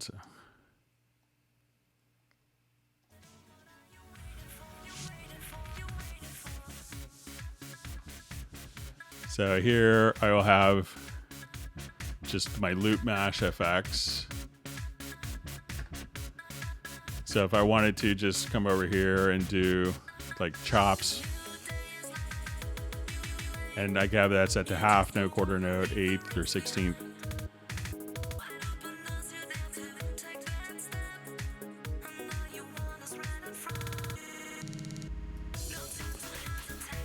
So if I wanted to actually just drive this from MIDI, I would just add a MIDI track and set its output to Loop Mash FX. And then you could just play it in real time. But some of the other things you could do, if you want to do, so if you want to do like some DJ style,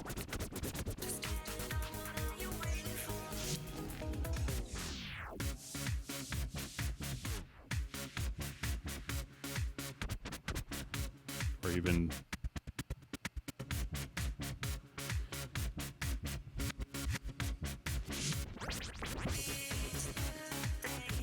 and if you want to just capture a little part, and you can switch a rhythmic pulse of that, and as soon as you let go,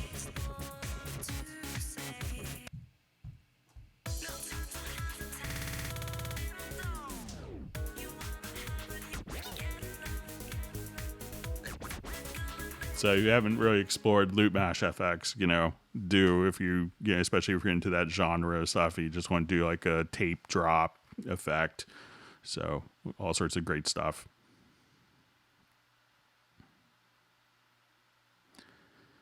Okay. So question, how do you lock an audio event from being affected by moving tempo track points into file location? So do.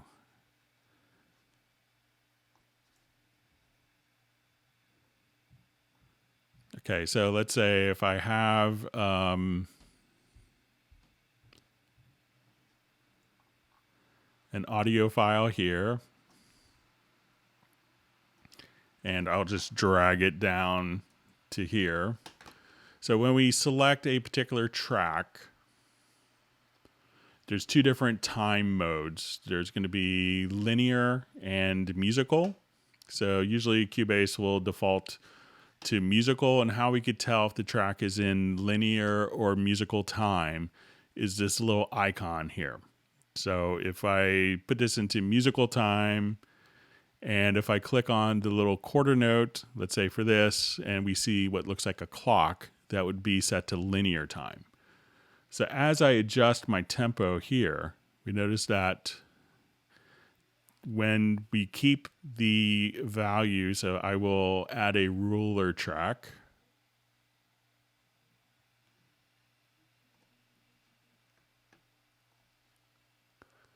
And let's keep this in seconds. So we see bars and beats on this ruler track above.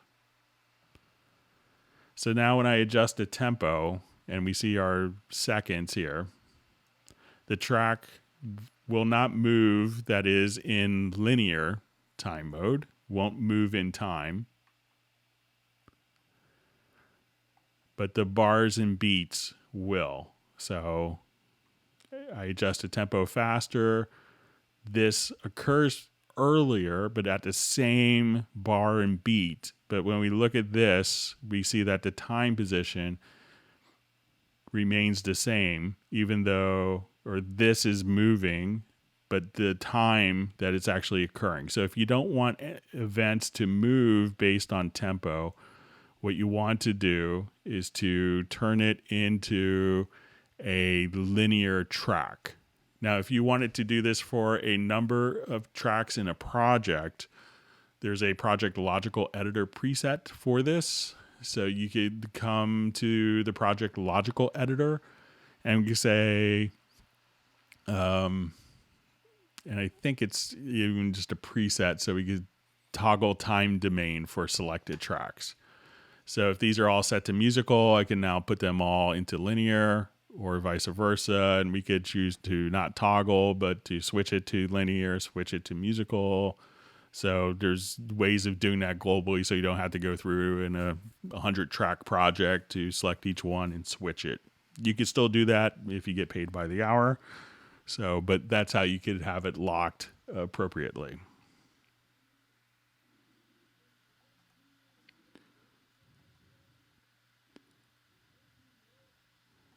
Okay, let me just go through. Thanks for all the great questions. And if you've learned a new trick, make sure that you hit the like button and that you subscribe to the channel.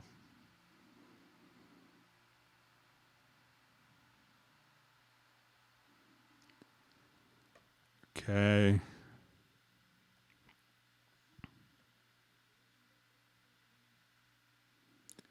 Reading through. And if you, I see a comment from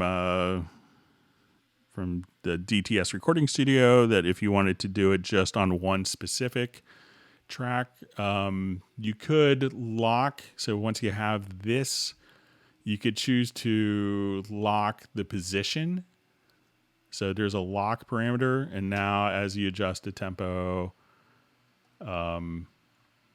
you could lock it in time for, so if I wanted to have this one not locked in time, so if I come here to adjust, so you could also try to lock the position and see if that makes a difference, or just put it on a separate track.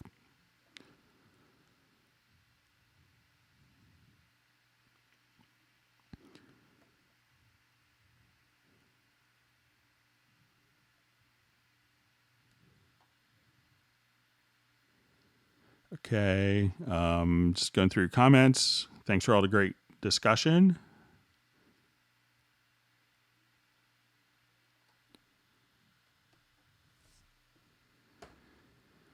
So I see a question, Greg, if you had a Phantom G6 that you wanted to sample all of the voices from so that you can put your workstation in storage due to tight space, how would you pull the sounds into Cubase? I've done this with some devices. So what I actually made, and I did it in Hallian. And once again, as we mentioned before, Hallian is like a phenomenal tool for this. But because Hallian actually samples directly into the plugin. So I have set up. I don't have it on this computer, but I've set up a file, and we'll show you just what you could do inside of Hallian. So I'll just add an instrument track, and let's go to Hallian. So I think Hallian's only my Hallian is unique. A lot of software samplers kind of miss the whole, like, hey, wouldn't it be cool to sample into it? So you actually have kind of like a sample recorder. So you can go to these kind of preset configurations. So, so if you go, okay, I just wanted to actually do sample recording. At this point, you could just capture, you'll see a sidechain input, and you could route this to a particular, audio input. So what I have done is created a MIDI file that plays back, and I have it for different velocity layers where it's basically one single MIDI note, and I'll just kind of create it here just to kind of show you. So I wanted to kind of make this kind of as automated as possible.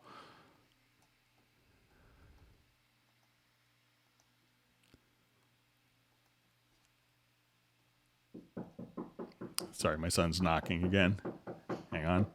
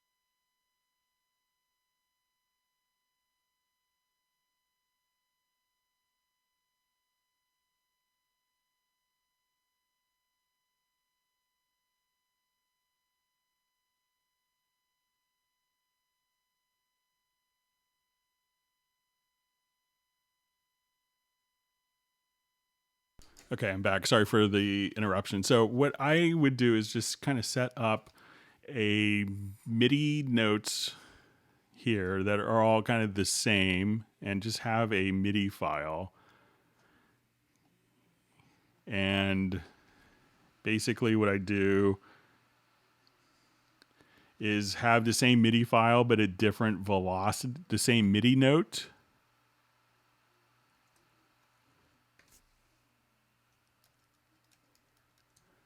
But these would all be slightly different velocities. And they're kind of spaced out, so I could have 8 velocity levels per note. And what this does is you hit play, this will go through and play back each note at different velocity levels, and then when you're in Hallian, it will automatically capture the MIDI note on message and then just record and automatically increment. So it'll say, we see 8 samples on C1, and then we see 8 samples on C#1, 8 samples of varying velocities on D1, and then it would just automatically kind of capture that. So that's how I would kind of, if you want to retire some of your old synths, you could just kind of hit play create a file like that. And I'll see if I can get one created that I could share with people.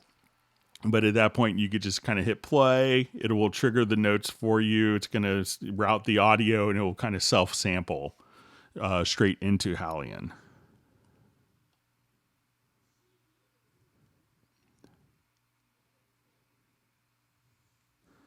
So quick question, is there a hotkey for audio audition? So, I'm not sure if you're in the, so if you wanted to just quickly switch, I think it's, so if you go to 9, you can hit 1 to go to your object selection tool, and on your QWERTY keyboard, just 9. And then you could audition your audio. And then if you wanted to scrub, you could switch, your play tool to a scrubbing tool. So if you wanted to do that as well.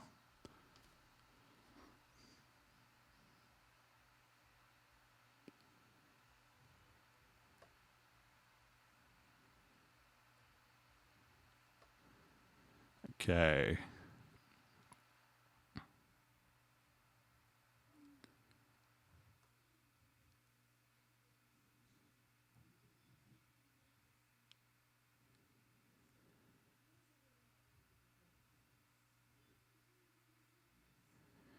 Okay, so we have a question from Michael. Greg, I know you've gone through setting markers, but can you go through it again, please? Thanks, you're doing a great job in this. I'm learning a lot. I'm glad it's helpful. So if you want to add markers, it will just add a marker track. So, all right, so we add a marker track. I think on a PC, you just hit the insert key and that will drop markers for you.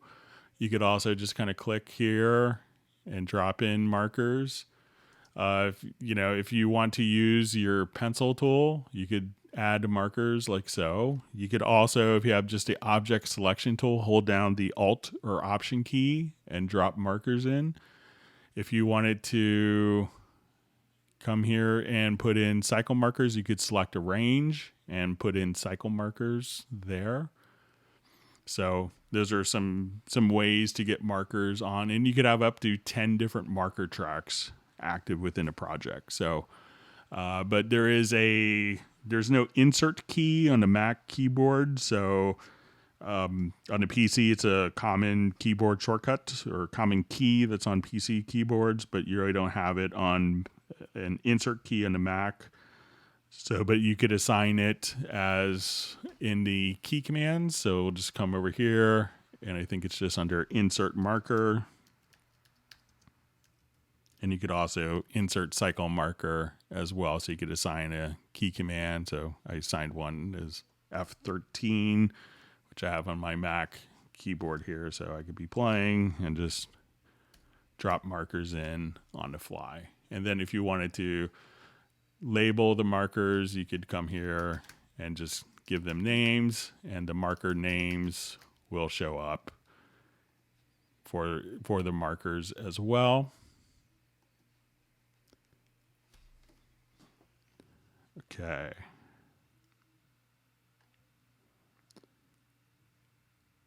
Thanks for all the wonderful questions.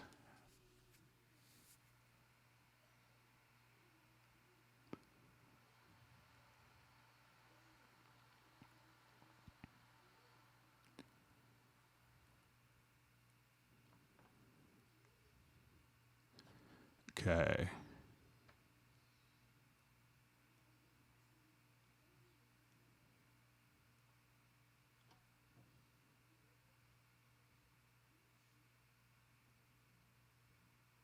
Okay, reading through different comments, so my timeline just jumped. Okay. Thanks for all the great discussions. We'll see how we're doing on time. So we're doing pretty well.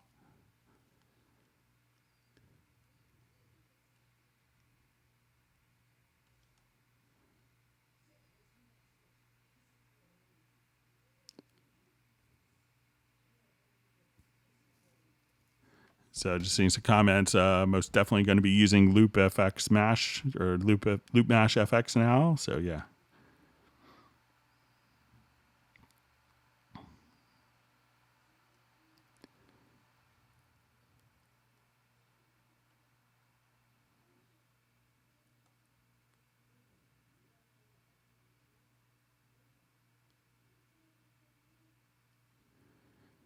Okay, just going through. Apparently, I got swatted. So,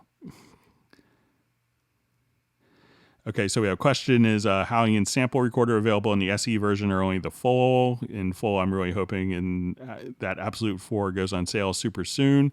So it's not in the SE version. So you can think of Hallie and Sonic SE as kind of the playback engines. But if you want to build your own instruments and sample, which a lot of people don't want to do because it could be pretty involved and, it could be pretty, heady to get into. And that's what's in, the full version of Hallian, which comes in Absolute 4. But also Hallian is currently on sale, I think 50% off currently.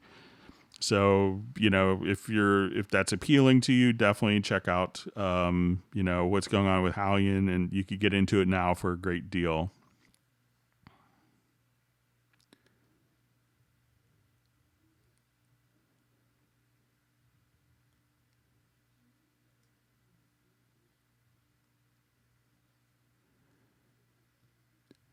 Okay, so I see a question a little late here on the subject of MIDI, how to import a multi-track MIDI file.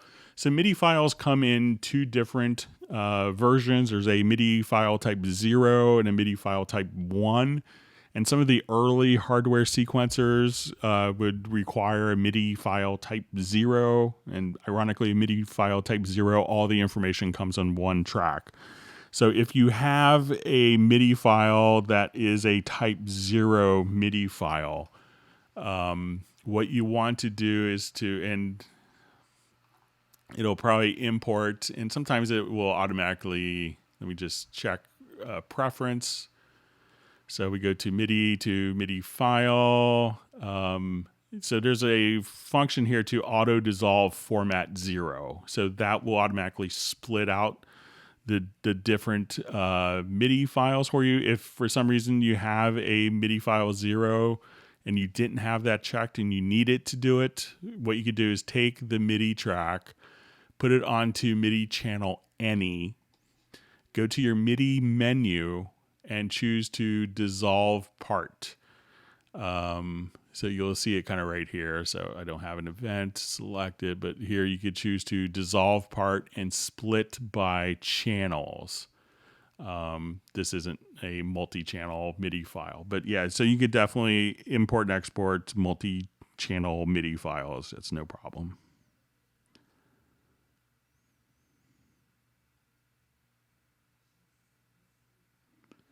Okay.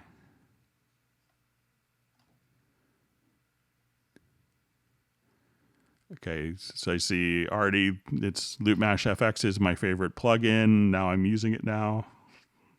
Laughing out loud. Okay.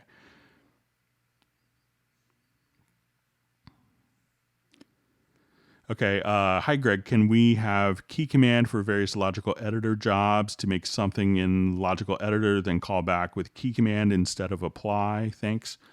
Yeah, so it's already kind of set up for that. So if you go to your key commands, you'll notice that anytime you make a logical editor preset, it's going to be under I think process, logical editor. You'll see process, logical editor, logical preset.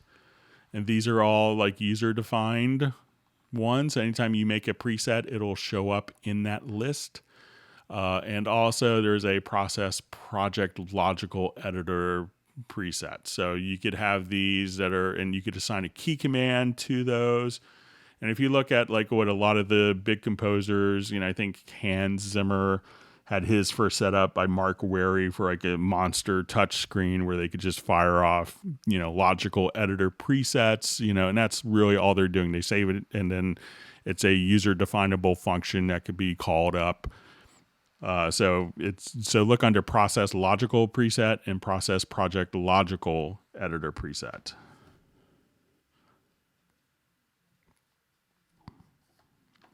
Baltic Wave says, Greg, you're wonderful. Thank you. Try to be helpful. All right. So apparently we have 100 thumbs up. That's good. All right.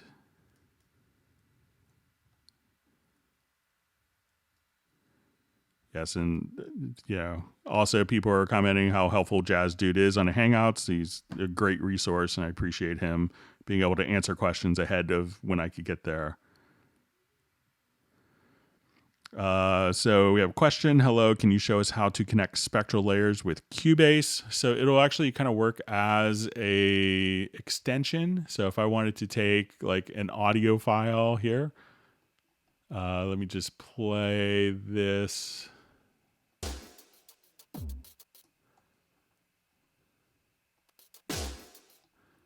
Or I'll show you something. Let's say if you want to take this, we'll try it on this file. And we go to your audio menu and under extensions, just simply go to spectral layers. And then that will just, basically automatically load up for you. So at this point, we could do, I'll try a quick unmix. Here you could see kind of your different elements, including the ability to unmix stems and do other things.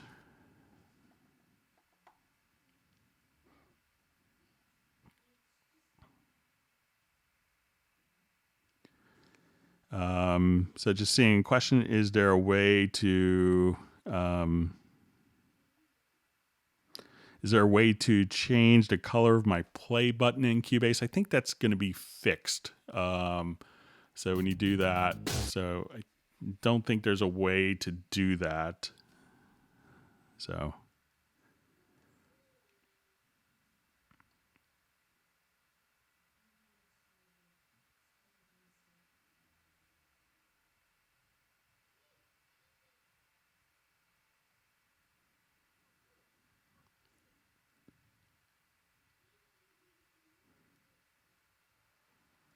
okay, comment from Kent. Sorry for not clarifying earlier. In the sample editor, lower windows are a hotkey to Audition. If I press space, the whole mix plays. So let me just come over here. So let's say I'm in the hotkey. So I think if you just solo editor, and if we take this off, so I think, let's see if there's a hotkey for solo editor.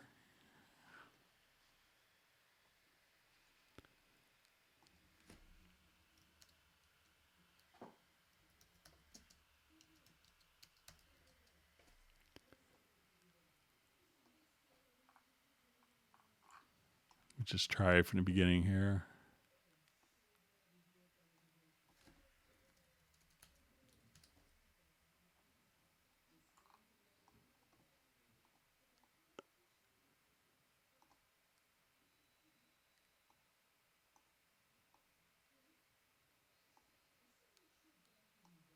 So it doesn't look like there's a key command for it, but if you just kind of click here in the upper left-hand corner, and then you take that off, then you can hear all your other tracks playing.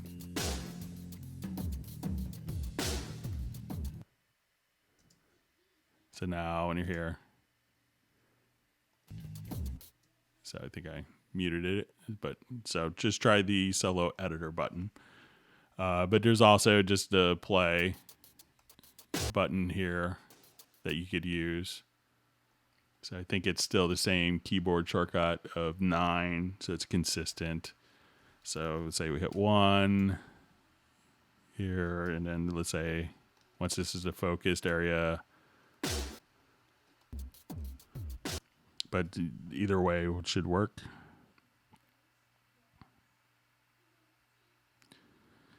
Nice comment from Millard Brown. Greg, thanks for all the great answers. Your ability to crank this stuff out on the fly always amazes me.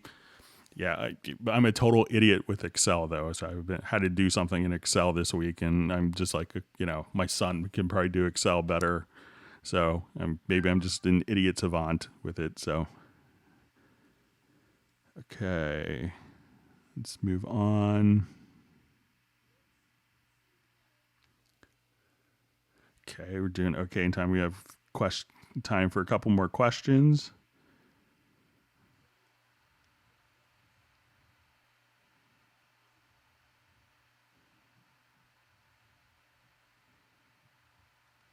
All right, have I actually reached the end of the time of all the questions? Let me see. I may have actually caught up on this Hangout. Let's see.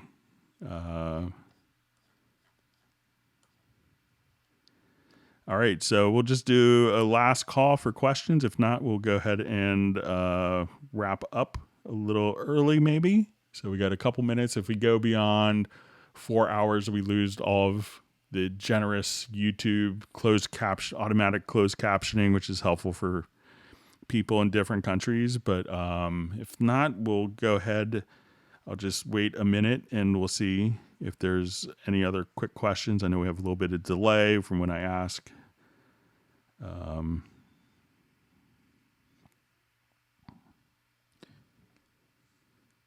But if not, maybe I'll start my weekend a little early. I'm going to take my son to our socially distanced pool in about an hour. So, but we'll go ahead and I guess I may have actually caught up with questions. I'm sorry if I missed anyone's questions. But yeah, thanks for Jazz Dude for, chiming in and being so helpful, and to Agent K who does some moderating for us in case people get a little out of hand.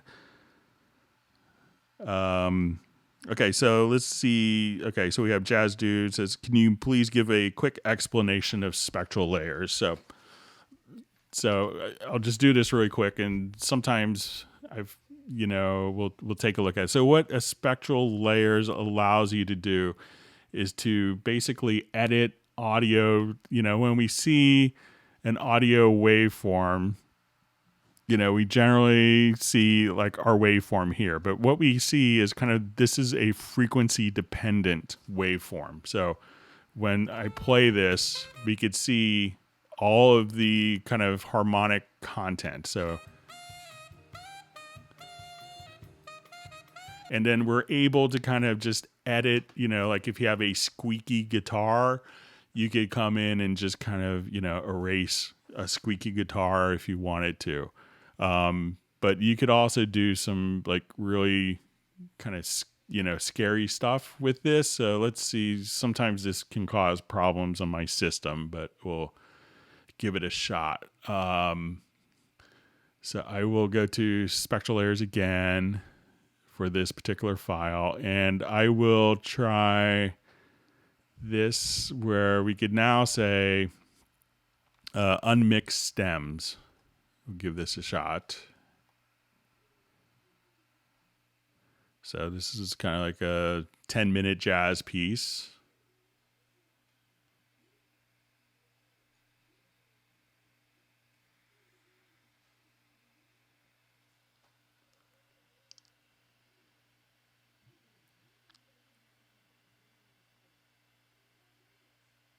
And what it's going to do is basically separate the instruments so that we could boost, cut, process, extract, of the different. I've never done on this piece before, but I've done a lot of pop stuff and it works frighteningly well.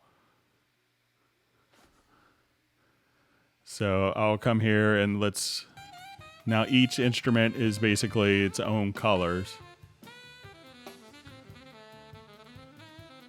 So let's just isolate the drums. And I'll mute the drums now.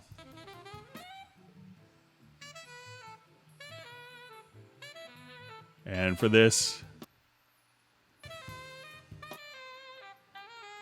like it's just isolated the saxophone. And let's try the piano as we get a little closer.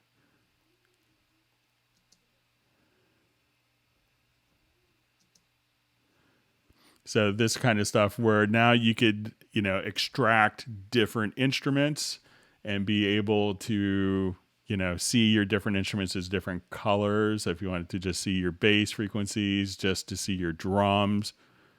So that type of stuff so you could, this is almost like, taking the eggs out of the cake after it's baked.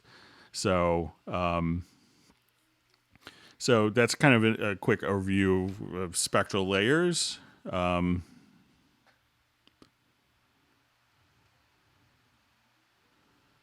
Okay, so let's go through a couple quick questions. Will Steinberg start a series for hip-hop, EDM, other fundamentals, creating beats, reviewing them using Cubase? And so many people use things like FL Studio and Reason, so there's a YouTube community. So yeah, we could definitely kind of do more focused things, but we're also, just want to make sure that we're able to do, just general things as well and just answer questions. But, we could do kind of more, focused stuff. All right, with that, we're just about out of time. I want to thank everyone for all the wonderful questions. I hope that everyone has learned something new. And I want everyone to have a wonderful weekend and please stay safe and healthy during the pandemic. Thanks for all the great questions. It's a thrill to be able to talk to people throughout the world. It's, it's a real joy to me to be able to help people. I hope everyone has learned something. And if you haven't subscribed to the channel, please do that and give a thumbs up to the video. And we'll see you on Tuesday. Goodbye. Have a wonderful weekend.